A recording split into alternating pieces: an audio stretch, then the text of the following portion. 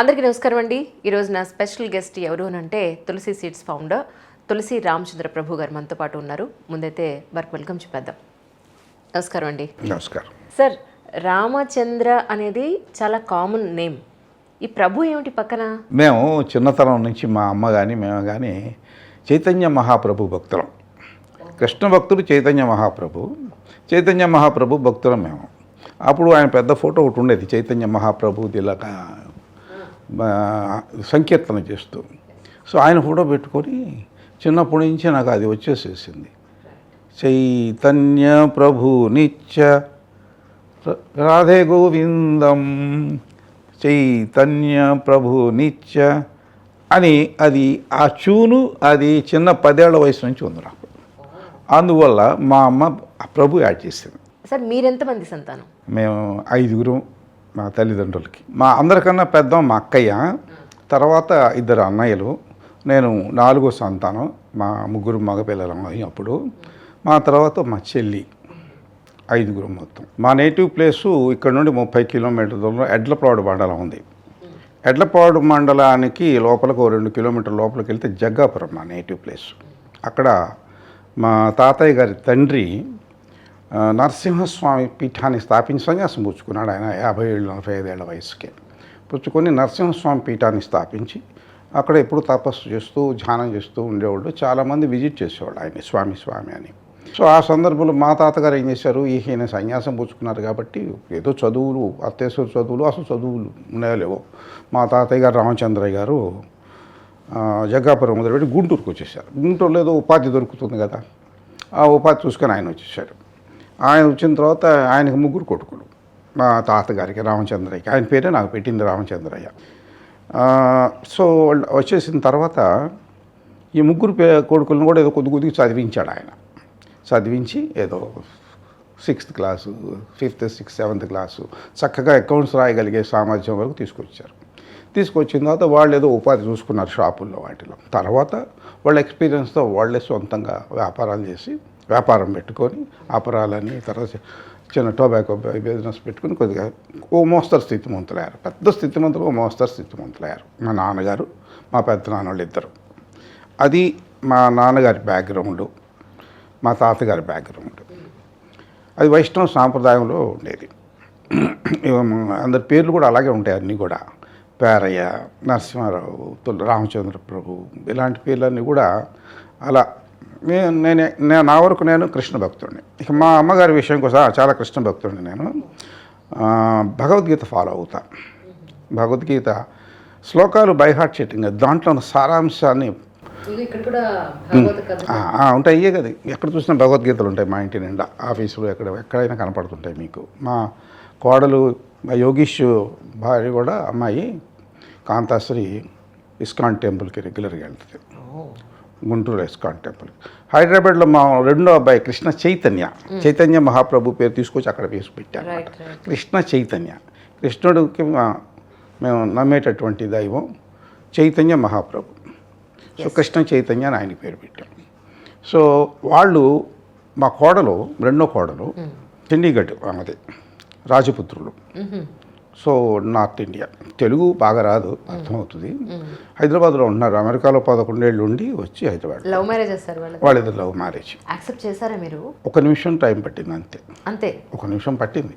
Accept చేయడానికి కారణం ఏమిటి? అందరూ ఒకటే, అందరూ ఏ కులమైన అందరూ ఒకటే.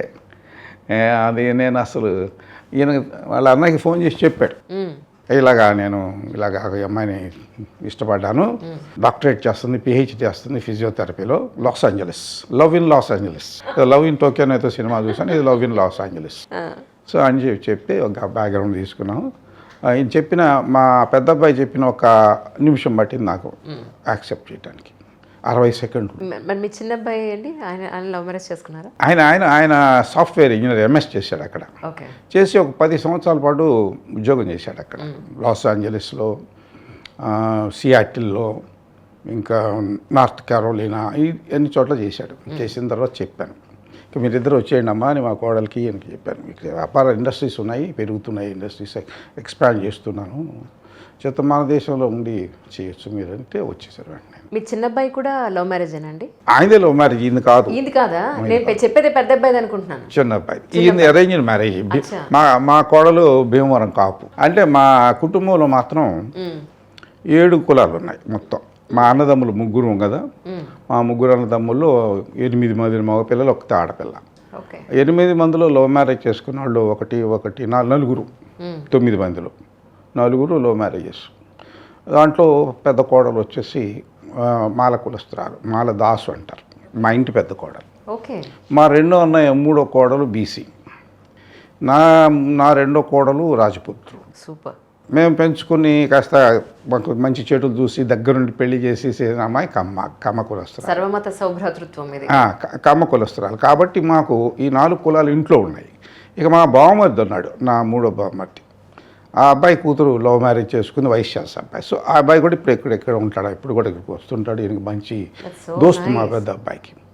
మా మేనగోడలో మా అక్కయ్య కూతురు ఉంది, మా అక్కయ్య అని చెప్పాం కదా, ఆ అమ్మాయి పెద్ద కూతురు హిందూ కాలేజీకి, గుంటూరు హిందూ కాలేజీలో ప్రిన్సిపల్గా చేసి రిటైర్ అయింది.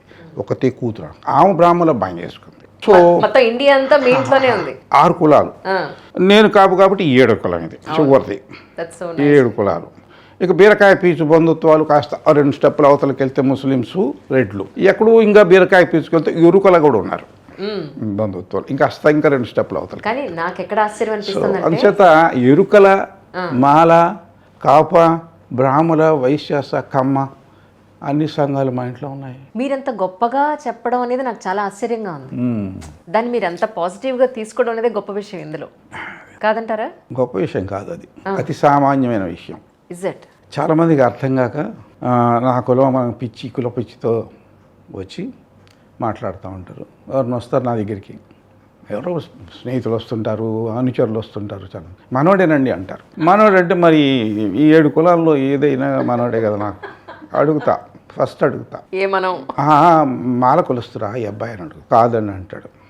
అప్పటికి కొద్దిగా అర్థమవుతుంది వాళ్ళకి ఏం జరగబోతుందో, ఏం క్లాస్ తీసుకోబోతున్నాను. బీసీనా అంటాను. కాదన్నా, బీసీ ఒకటి కాదు. మరి అయితే రాజపుత్రులా? అది కాదు. కమ్మవరా? అది కాదు అంటే 4 కాదంటివి. అప్పుడు చివరికి వెళ్తా. వైశ్యాస? అది కాదు సార్. మరి బ్రాహ్మిన్సా? కాదు సార్. ఏమో 6 కులాలు. సరే నేనున్నాను కాపుని, కాపులా? అది సార్. అదేదో ముందే చెప్తే ఇంత ఇన్ని ప్రశ్నలు వేయాల్సి వచ్చేది కాదు కదా అంట. అందుకని నా డిక్షనరీలోంచి, ప్రతి వాళ్ళకి ఒక డిక్షనరీ ఉంటుంది. కొంతమంది రాజకీయ నాయకులకు మంచి డిక్షనరీలు ఉంటాయి, దాంతో విపరీతంగా బూతులు వాడేస్తారు కదా, మంచి డిక్షనరీలు. నా డిక్షనరీలో 2 వర్డ్స్ కొట్టేశారు, కంప్లీట్ కొట్టేసేది. నా డిక్షనరీలో ఉండవై. ఒకటి మనోడే అనేది, అది అతి దరిద్రమైన మాట, అందుకని కొట్టేశారు డిక్షనరీ మనోడే అనేది. రెండోది దానం చేశారు ప్రభు గారు, ధర్మాత్ముడు, కర్ణుడు, దానం అనేది కూడా కొట్టేశారు. దానం చేసే అర్హత ఎవరి దగ్గర ఉంది? ఇక్కడ ఎవరి దగ్గర లేదు. దానం చేసేది ఒక్కడే పరమాత్ముడు, ఒక్కడే ఉంటాడు దానం చేసేవాడు. తీసుకునేవాళ్ళు వందల కోట్ల సంఖ్యలో ఉంటారు. అందుచేత దానం అనేది మనకి అప్లై కాదు. 2 కోట్లు నేను యూనివర్సిటీలో అనౌన్స్ చేసిన, 22 కోట్లు స్కాలర్షిప్లు ఇచ్చిన, ఈ దానం అంటే చివరి ఒప్పుకునేవాడు కాదు.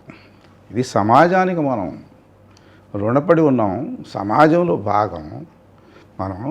సమాజం మంచి కోసం, దేశ భద్రత కోసం, దేశం మంచి కోసం మనం చేసే కాంట్రిబ్యూషన్. అందుచేత ఈ 2 వర్డ్స్ ఒకటి చాలా నేను ఇంపార్టెంట్గా చెప్తా ప్రతి సభలో. దానం is not in my dictionary. మనవాడు అనే మాట వెరీ డిటెస్టబుల్ వర్డ్ అంటారు. కానీ నిజానికి 2 డిఫరెంట్ ఏమంటారు కమ్యూనిటీస్లో పుట్టి పెరిగిన వాళ్ళు వాళ్ళ సాంప్రదాయాలను వదిలి మనమంతా ఒకటే అని ఒక ఇంట్లోకి వచ్చిన తర్వాత ఎన్నో రకాల అభిప్రాయ భేదాలు, లేదంటే ఏమంటారు సర్దుకుపోవడాలు ఎన్నో ఉంటాయి. కొద్దిగా డిఫరెన్స్ ఆఫ్ ఒపీనియన్స్ ఉంటాయి. అలా లేవు ఇక్కడ. అదృష్టవశాత్తు అలా లేవు. అందరూ బాగా చక్కగా కలిసి ఉంటారు, ఆనందంగా. అద్భుతం. పెళ్ళి జరిగి ఒక చిన్న పేరెంటం జరిగిందంటే మా ఇంట్లో ఈ 7 కులాల వాళ్ళు ఉంటారు. అదే కనీసం 6 కులాల వాళ్ళు అవైలబుల్గా ఉంటారు రెడీగా. యాక్సెప్టెన్స్ అనేది చాలా పెద్ద వర్డ్ సార్. నిజ జీవితంలో దాన్ని అనుభవించడం చాలా కష్టం కూడా. అవునవును. సో మీరు ఎలా అలవర్చుకున్నారు? మీ పిల్లలకి ఎలా అలవర్చుకోమని చెప్పారు అంటే? ఎగ్జాంపుల్, ఈ మా పెద్ద అబ్బాయి యోగేష్ ఉన్నాడు, ఇంటర్మీడియట్కి వెళ్ళాడు. ఏదో అప్లికేషన్ ఫిలప్ చేయాల్సి వచ్చిందంట ఇంటర్మీడియట్లో. అప్పటికి 10th క్లాస్ అయిపోయింది. పెద్ద అబ్బాయిలు అయితే రెండో అబ్బాయి గుర్తులేదు, వీళ్ళిద్దరు ఒకళ్ళు నాకున్న ఇద్దరు కొడుకుల్లో నన్ను వచ్చి అడిగారు, ఈ కాలం ఇక్కడ ఒక కాలం ఉంది, నీ కాస్ట్ ఏదని అడిగారు, మన ఏం కులం అని అడిగారు. నేను ఆశ్చర్యపోయా, 17 ఏళ్ళు వచ్చేసి ఇంతవరకు నీ కులమే తెలియదా అని నువ్వే చెప్పు అన్న. ఎగ్జాంపుల్ చెప్తున్నాను నేను, మా ఇంట్లో ఇలాంటి కల్చర్ ఉంటుంది అనేది, మా ఇంట్లో కదా మా మనస్సులో ఉన్న కల్చర్ అది. నువ్వే చెప్పన్నా. ఆలోచించా, మనం నాన్ వెజిటేరియన్ తింటాం కదా, కాబట్టి మనం బ్రాహ్మిన్స్ కాదు, ఆయన తెలిసిన 2-3 కులాల పేర్లే అప్పట్లో, కాబట్టి మనం బ్రాహ్మిన్స్ కాదు. చుట్టూ అంతా కమారు వాళ్ళంతా ఫ్రెండ్స్ ఉంటారు కదా, ఫ్రెండ్స్ బంధువులు వాళ్ళే కదా అందరూ, ఈ మా ఊరిలో అందరూ. మనం కమరవా అన్నాడు, కమవడమా అన్నాడు. ఓహో అదొక పేరు తెలుసా నీకు, వెరీ గుడ్ వెరీ గుడ్, ఇంకా కొన్ని పేర్లు తెలుసు అది చెప్పాను, ఇంకా నాకు తెలియదు అన్నాడు. రెడ్డి అనేది ఒక కులం అని నాకు తెలియదు, ఏదో పేరు చివర సుబ్బారావు లాగా సుబ్బారెడ్డి, ఆ విధంగా వచ్చిన వాతావరణం ఇది. చిన్నప్పటి నుంచి మేము ఫాలో అయింది రామకృష్ణ పరమహంస, వివేకానందుడు. మా ఇంట్లో ఏ పుస్తకం, ఏ షెల్ఫ్లో ఏ పుస్తకం పట్లాక్కున్నా అయ్యే కనపడతాయి. యోగా, పతంజలి యోగా పుస్తకాలు ఉంటాయి, భగవద్గీతలు ఇన్ని ఉంటాయి, దాని తాత్పర్యాలు ఇన్ని ఉంటాయి. ఏ పుస్తకం లాగిన రామకృష్ణ పరమహంసతో వివేకానందుడితో వస్తుంది మనకు. మా పెద్దన్నయ్య అంతే, నేను అంతే, మా అక్కయ్య అంతే, మా చెల్లి అంతే. అందువల్ల ఆ కల్చరు, అది కల్చర్ అనే కన్నా కూడా సంస్కృతి అనేది ఆ ఇంట్లో ఉన్న పెద్దవాళ్ళ అలవాట్లను బట్టి, వాళ్ళ యొక్క ఆలోచన విధానాన్ని బట్టి వస్తుంది. కరెక్ట్, అలా వచ్చింది. అంతేగాని దాని ఏదో గొప్ప విషయంగా నేను భావించటల్లా. కానీ మీకు ఇద్దరు మగపిల్లలు కదా, ఎప్పుడన్నా అనిపించిందా ఒక ఆడపిల్ల ఉంటే బాగుంటుందని? ముందుగా మా అమ్మాయి ఇప్పుడు అనిపించలేదు, ఎందుకంటే అందరూ ఇప్పుడు మా అమ్మాయి బ్రహ్మశ్వరం, అమ్మాయి పేరు, ఈయనకన్నా 2-3 ఏళ్ళు పెద్దది, ఇప్పుడు అమెరికాలో ఉంది. ఇంకా అమ్మకులం చిన్నప్పటి నుంచి మామిడి జాడలు వేసేది. ఆడపిల్ల, మొదట ఆడపిల్ల చనిపోయింది కాబట్టి చిన్న వయసులోనే, ఈయనకన్నా ముందు ఒక ఆడపిల్ల, ఆమె మా అమ్మాయి. అమెరికా వెళ్తే అక్కడికి వెళ్తాం, ఆ వస్తే ఇక్కడికి వస్తుంది. అలాగా వాళ్ళతో పాటు ఇంకో అనేక మందికి అమ్మారు బంధువులు అయిపోయారు. అంచేత ఇది కమ్మ కాపు అది వాళ్ళు అన్నారు కాబట్టి ఓకే. అందుకని హిందువులు కూడా నేను ఏమంటానంటే, హిందువులు అనబడే మీరు అంట, నువ్వు హిందువు అనను, హిందూ అనబడ్డా. ఎక్కడో సింధు అనేది అవతల ఉన్నాళ్ళు పట్టుకుని వాళ్ళు హిందువులు, వాళ్ళు హిందువులు అని వాళ్ళు ఎవరో చెప్పారు, నువ్వు అని పలికావు అంతే. వేదాల్లో కానీ ఉపనిషత్తుల్లో కానీ పురాణాల్లో కానీ హిందూ అనే మాట నేను ఇంతవరకు నాకు తారసపడ్డా, చదివా అనుకోను. భాగవతం అయితే 7-8 సార్లు చదివా. కృష్ణుడి కథలు ఎన్ని చెప్పను, మీకు కూర్చుంటే 3 ఓపికంటే 3 గంటలు చెప్తా కృష్ణుడి కథలు. భగవద్గీత సారాంశం సింపుల్గా చెప్తాను. సారాంశం చదువుంటారు కదా భగవద్గీత మీరు ఖచ్చితంగా? చదువుతాను. చదివిన తర్వాత మీకు అందులో ఉన్న సారాంశం అంటే ఏం చెప్తారు? కృష్ణ భగవానుడు చెప్పిన దాంట్లో అర్జునుడికి ఏం చెప్పాడో మనం అందరం అర్జునులే, ఆ అర్జున్ మనకు అప్లై అవుతుంది. 3 చెప్పాడు, 18 అధ్యాయాల్లో 3 యోగాలు చెప్పాడు. భక్తి యోగము, నెక్స్ట్ స్టెప్ కర్మయోగం, ఆ పై స్టెప్ జ్ఞానయోగం. సో అర్జునుడు అడిగాడు ఆ రోజు, గాంధీవం రథం పడేసేసి ఆల్మోస్ట్ కాళ్ళు నీళ్లు పెట్టుకుంటూ, ఇంతమందిని సంహరించి మా తాత మేనల్లుళ్ళు ఇంతమందిని నేను చంపి రాజ్యాధికారం రాజుగా సుఖపడాలా అని ఆయనకు ఒక విరక్తి కలిగి దుఃఖంలోకి వెళ్ళిపోయి డిప్రెషన్లోకి వెళ్ళిపోయి, అప్పుడు కృష్ణుడు చెప్పాల్సి వచ్చింది, ఎందుకు యుద్ధం చేయాలి నువ్వు అనేది. ఆ దాంట్లో భాగమే మనకి ఈ హిందువులు అనబడేవాళ్ళు, ఇప్పటికీ నేను హిందువులు అనబడేవాళ్ళే అంట. హిందువులు అనబడేవాళ్ళు దాంట్లో మంచి దొరికిందని చెప్పి దాన్ని వీళ్ళు మత గ్రంథంగా అనౌన్స్ చేసుకున్నారు. అది మానవాళికి చెప్పింది, యేసుక్రీస్తు అయినా మానవాళికే చెప్పాడు, మహమ్మద్ ప్రవక్త మానవాళికే చెప్పాడు. అంతేగాని ఈ 10 మందికి అరేబియాలో టర్కీలో వాళ్ళకనే కాదు చెప్పారు. మహానుభావులంతా ఎవరికైతే ఈ 3 యోగాల్లో ఆత్మజ్ఞానం పైది ఎవరికైతే అందిందో వాళ్ళందరూ మానవాళి కోసం చెప్తారు, ఒక సెక్టర్ కోసం చెప్పరు, కొంతమంది కోసం చెప్పరు, ఒక దేశం కోసం చెప్పరు. మహమ్మద్ ప్రవక్త అందరి కోసం చెప్పాడు. యేసుక్రీస్తు లవ్ దై నైబర్ యాజ్ యూ లవ్ దై సెల్ఫ్. అంతకన్నా ఇంకేం పాటించాలి? అంతకుమించింది ఏముంది అసలు? ఇప్పుడు యుద్ధాలు చేసుకుంటున్నారు, చంపుకుంటున్నారు. యేసుక్రీస్తు చెప్పింది ఏం అర్థం కాలేదు వీళ్ళకి. దాంట్లో ఉన్న సారాంశం మనకు అర్థమయ్యి మనం దాన్ని పాటించాలి. వీరికి అర్థం కావటం, అడిగారు కదా అని మైకు పట్టుకొని ఉపన్యాసాలు చెప్పడం కాదు, పాటించాలి. ప్రేమతత్వం అయింది. కృష్ణుడిదేమో ధర్మరక్షణ, మహమ్మద్ ప్రవక్తది కూడా ధర్మరక్షణ. మహమ్మద్ రెండే చెప్పాడు, ధర్మాన్ని రక్షించు. మహమ్మద్ ప్రవక్త చెప్పింది ధర్మాన్ని రక్షించు, తర్వాత అందరూ సమానమే. ఈయన పాదుషా, ఈయన సేనాధిపతి, ఇలా బానిసలు. ఆయన రోజుల్లో మనుషుల్ని పట్టుకొచ్చి ఇతర దేశాల నుంచి బానిసలుగా అమ్మేవాళ్ళు. స్టేజ్ నిలబెడితే వాళ్ళని బానిసలో వాడుకునేవాడు ఇంట్లో పనులకి పొలం పనులు అన్నిటికీ. అది ఒప్పుకోలేదు ఆయన. అందుకే చెప్పాడు అందరూ సమానమే అని. సమానత్వాన్ని ధర్మాన్ని ప్రబోధించిన మహమ్మద్ ప్రవక్త అనేక విధాన్ని ప్రబోధించినటువంటి కృష్ణ భగవానుడు ధర్మరక్షణ కోసం. నువ్వు ఈ మహాభారత యుద్ధం ఈ యుద్ధాన్ని చేస్తుంది నువ్వు రాజ్యాధికారాన్ని సంపాదించుకోవటానికి నువ్వు మీ అన్నయ్యలు ధర్మరాజు భీముడు నకులు సహదేవుడు మీరు అందరూ కలిసి రేపు కిరీటాలు పెట్టుకోవటానికి కాదు నాయన, ఇది ధర్మరక్షణ కోసం యుద్ధం జరగబోతుంది. ఆయన చక్రం బయటికి తెలియదు, ఆయన యుద్ధం చేయలేదు కృష్ణుడు. ధర్మరక్షణ కోసం కొంతమందిని ఉపయోగించాడు, వాళ్ళని ఉపయోగించాలి. ఆయన తలుచుకుంటే ఒక చక్రంతో మొత్తం 18 అక్షౌహిణుల సేన తలకాయలు ఎగిరి పడిపోయేదాన్ని అవసరం లేదు. ఆయన ఆలోచన ఏంటంటే వీళ్ళకి తెలియజెప్పాలి, వీళ్ళ చేత చేయించాలి.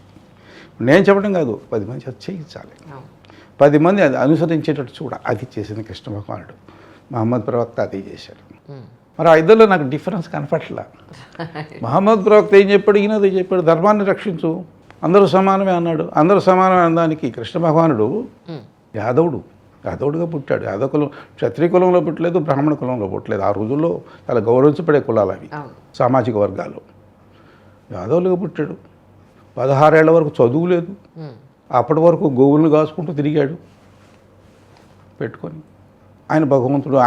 ఆయన చెప్పింది హిందువులు అనబడేవాళ్ళు మీరంతా భగవద్గీతని మత గ్రంథంగా తీసుకున్నారు, ఆవులు కాచుకుని ఆయన చెప్పింది. ఈరోజు యాదవుడు బీసీ. సో మా గురువు గారు మీ దేవుడు మా దేవుడు ఒక బీసీ ఇప్పుడు భాషలో. అందుచేత అది సమానత్వం అంటే. అంతేగాని ఒక బ్రాహ్మణ కులంలో పుట్టిన ఆయన ఒక క్షత్రియుడో ఎవరో ఒక మీ దేవుడిగా తీసుకోలేదు మీరు, మీ హిందువులు. ఒక యాదవుడిని దేవుడిగా తీసుకున్నారు. చూసారా, సమానత్వం అక్కడ ఉంది. కానీ సార్ మీరు ఇంటర్మీడియట్కి వచ్చేంత వరకు కూడా మీకు చెప్పులు లేవని చెప్పని మీ స్పీచ్లో విన్నాను నేను ఒకసారి. నిజంగా ఈవెన్ మీ కథ విన్నప్పుడు నేను అనుకున్నాను, నేను 10th వరకు హవాయి చెప్పుల్లోనే వెళ్ళాం కదా, ఈవెన్ ఇంటర్మీడియట్లో కూడా హవాయి చెప్పులు. కానీ అప్పట్లో అయ్యో నా హవాయి చెప్పులు లేవే, నా తోటి పిల్లలు చక్కగా మెళ్ళో ఒక గోల్డ్ చైన్ వేసుకున్నారు, నేను వేసుకోలేదే, వాళ్ళు కారులో వస్తున్నారు లేదా సైకిల్ తొక్కుంటూ వస్తున్నారు, బళ్ళ మీద వస్తున్నారు, నేను వెళ్ళలేదని ఆ రోజులో నిజంగా ఎందుకో నాకు ఒకసారి రీకలెక్ట్ చేసుకున్నాను. నాకు నేను కూడా నిజమే కదా, అది లేదని నాకు అనిపించలేదే, మీ అప్పుడు కూడా మీకు లేదు అని మీకు అనిపించలేదు. కానీ ఇప్పటి పిల్లలకి మీరు నమ్మరు ఎంత ఏమంటారు అవతల వాళ్ళకు ఉన్నది నాకు లేదు అని ఫీల్ అవుతున్నారంటే అక్కడే ఉంది ప్రాబ్లం. చెప్పండి. అసలు ఎంత బాధ అనిపిస్తుందో, అంత పియర్ ప్రెషర్ వాళ్ళకుంది, నాకు లేదు. ఈవెన్ చెప్పులు బ్రాండ్, బట్టల brand, watch brand, phone brand, వాళ్ళు వెళ్ళే parlour brand, cinema hall brand, ఇవన్నీ చూసి అరే బాబు మీ పరిస్థితి ఏమిటో గుర్తుపెట్టుకోండి, మనం ఎక్కడున్నాం, వాళ్ళు ఎక్కడున్నారు, వాళ్ళని చూసి మీరు ఎందుకు వాత పెట్టుకుంటారు, వద్దు అని ఎంత చెప్తున్నా పేరెంట్స్ మీద ఎంతో ప్రెషర్ తీసుకొస్తున్నారు. అది నిజంగా ఈ మార్పు ఎలా వచ్చింది అనేది అర్థం కాలేదు సార్ నాకు. అది మార్పు నాయకుల నుంచి వచ్చింది. మన రాజకీయ నాయకులు 75 సంవత్సరాలు పరిపాలించిన వాళ్ళు కొంతమంది నుంచి వచ్చింది. నాయకులు అనేవారు మన ఢిల్లీ దగ్గర మొదలు పెడితే కన్యాకుమారి వరకు పరిపాలన చేసే నాయకులు చాలామందిని చూసాం మనం. సో నాయకులు కొంతమంది, ఎక్కువ మార్పు వచ్చింది నాయకుల వల్లే కాకుండా ఈ దేశంలో ఉన్న సంపన్నుల వల్ల. ఇలా ఉన్న సంపన్నులు, డబ్బు గలవాళ్ళు, బాగా డబ్బులు సంపాదించిన వాళ్ళు ఎలా సంపాదించనేది ఇప్పుడు మనం ప్రస్తుతం ఇప్పుడు మనం దాని గురించి మాట్లాడడం. బాగా సంపన్నులు చూడండి, హైదరాబాద్లో పబ్బులు ఉన్నాయి, ఇంకా పెద్ద పెద్ద సిటీస్లో పబ్బులు ఉన్నాయి. మరి మనకు దగ్గరున్న హైదరాబాద్లో పబ్బుల్లో పిల్లలు ఏ విధంగా ఆడపిల్లలు మగపిల్లలు చదువుకొని కూడా ఆ పబ్బుల్లో మరి డ్రగ్స్ వాడి మందు పానీయాలు తాగి డాన్సులు వేసుకుంటూ ఎగురుకుంటూ అక్కడ ఉంది సంస్కృతి. మన భారతీయ హిందూ సంస్కృతి అది, ఇది భారతీయ సంస్కృతి, సనాతన ధర్మంలో నుంచి వచ్చినటువంటిది. నువ్వు ఆనందంగా ఉండాలి, నీ జీవితం అంతా ఆనందాన్ని కోరుకుంటాం కానీ దుఃఖాలు కోరుకుంటారు, కోరుకోరు. సో ఆనందంగా ఉండాలంటే ఏంటో క్లియర్గా చెప్పారు, చాలా క్లియర్గా చెప్పారు. చూడాలి కానీ మనం వేదాల్లో కానీ ఉపనిషత్తుల్లో కానీ పురాణాల్లో కానీ చివరికి భగవద్గీత వస్తే నువ్వు ఆనందంగా ఉండాలంటే ఎక్కడి నుంచి వస్తుంది ఆనందం? నీ ఖరీదైన 20,000 రూపాయల బూట్లు చెప్పుల్లో నుంచి వస్తుందా? 50,000 ఏదో చాలా కాస్ట్లీ షర్ట్లు ఉంటాయని నేను ఆశ్చర్యపోయాను. మంచి షర్టు ఇదే 2,000 రూపాయలు, 2,500, ఇదే ఎక్కువ, నాకు ఇదే ఎక్కువ. ఫుట్పాత్ మీద పడుకునే వాళ్ళందరి సంగతి ఏంటి? రైల్వే స్టేషన్ ప్లాట్ఫామ్ మీద పడుకునే వాళ్ళ సంగతి ఏంటి?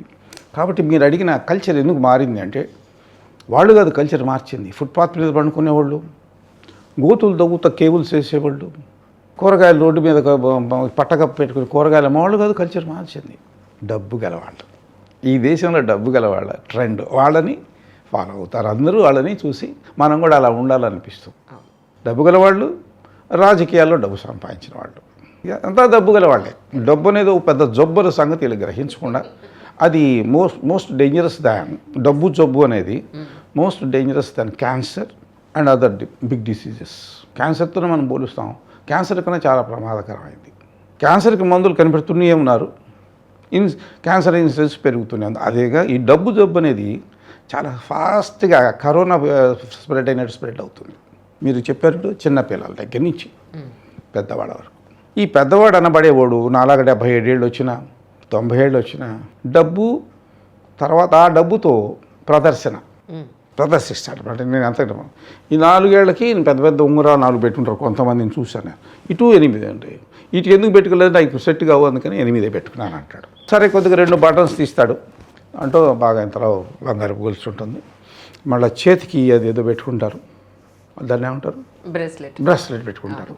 ఉంగరాలు, బ్రాస్లెట్, కంకణాలు, మెళ్ళో గొలుసు, అవన్నీ ఆడవాళ్ళు. అంటే మన సంస్కృతిలో ఆడవాళ్ళు ఆభరణాలు ధరించేవాళ్ళు, పూర్వం రాజు ధరించేవాళ్ళు. మరి వీళ్ళు ప్రతి వాళ్ళు అవి పెట్టుకొని వస్తారనమాట.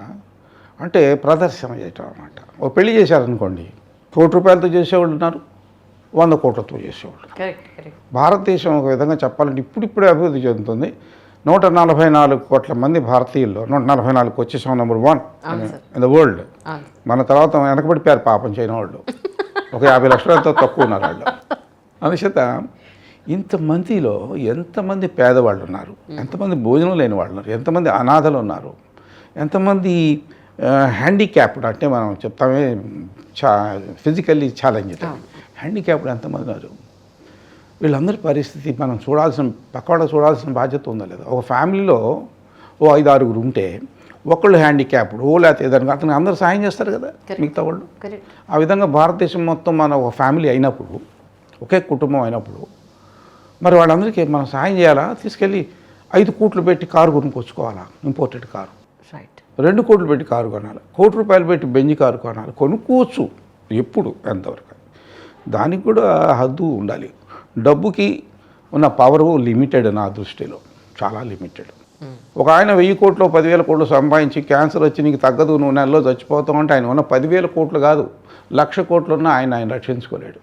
డబ్బుకి లిమిటేషన్ అది.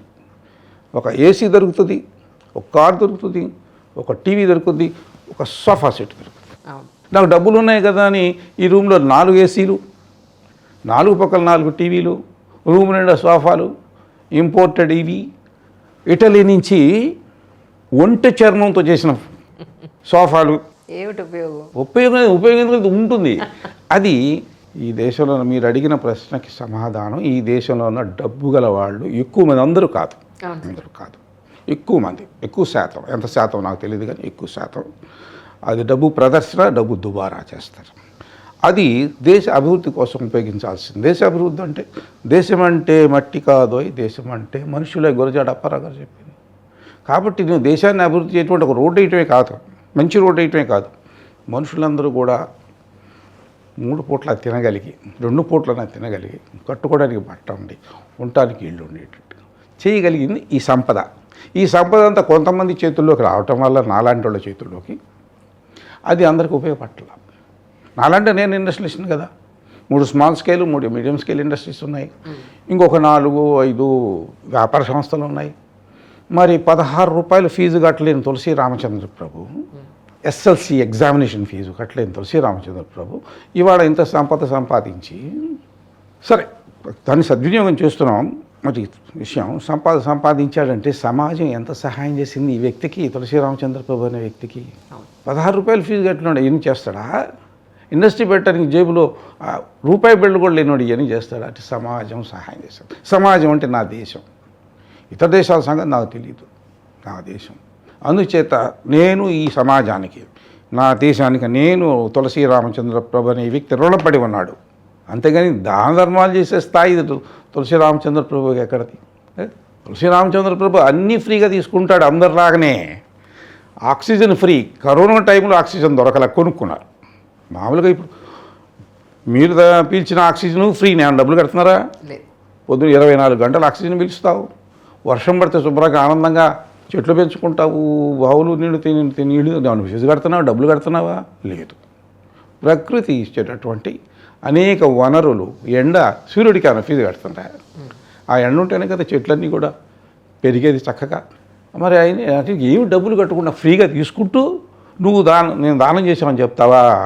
గుడికి వెళ్ళి ఒక 10,000 నోటు 16 ఇచ్చి, తిరుపతి స్వామి దగ్గరికి వెళ్ళి ఏదో ఒకటి ఇచ్చి, ఒక కిరీటమో ఏదో ఒకటి ఇచ్చి, నేను దానం చేశాను, నేను స్వామికి ఇచ్చాను.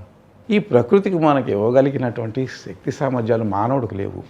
ఇవ్వగలిగిన ఈ ప్రకృతిలో భూమాత ఎంత కావాలన్నా ఇస్తుంది. క్రూడ్ ఆయిల్, వజ్రాలు, వైఢూర్యాలు, రత్నాలు, బంగారం, వెండి, చెప్పలేనన్ని ఖనిజాలు భూమి నుంచి వస్తే తల్లి భూమాత.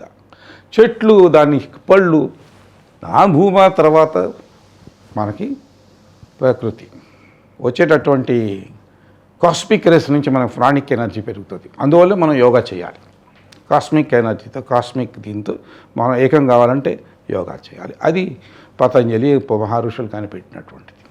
ఇవన్నీ ఫ్రీగా తీసుకుంటూ నేనేదో సంపదలు నువ్వు ప్రదర్శన చేస్తావా? అందుచేత అవన్నీ తీసుకుంటున్నావు కాబట్టి, ఇదే కాక తోటివారు తీసుకుంటావు కదా. ఇన్ని తీసుకున్నప్పుడు నువ్వు చేయవలసిందంటే నువ్వు కూడా ఇవ్వాలి. నువ్వేమి ఇస్తావు? నువ్వు తీసుకుంటున్నావు. ఒక చిన్న ఎగ్జాంపుల్ తీసుకుంటాం. అంజలి గారు, చెట్లు తీసుకుందాం. మామిడి చెట్టు తీసుకోండి, నేరేడు చెట్టు తీసుకోండి, మర్రి చెట్టు, మెయిన్గా ఫ్రూట్స్ ఇచ్చే చెట్టు చెప్పుకుందాం మనం.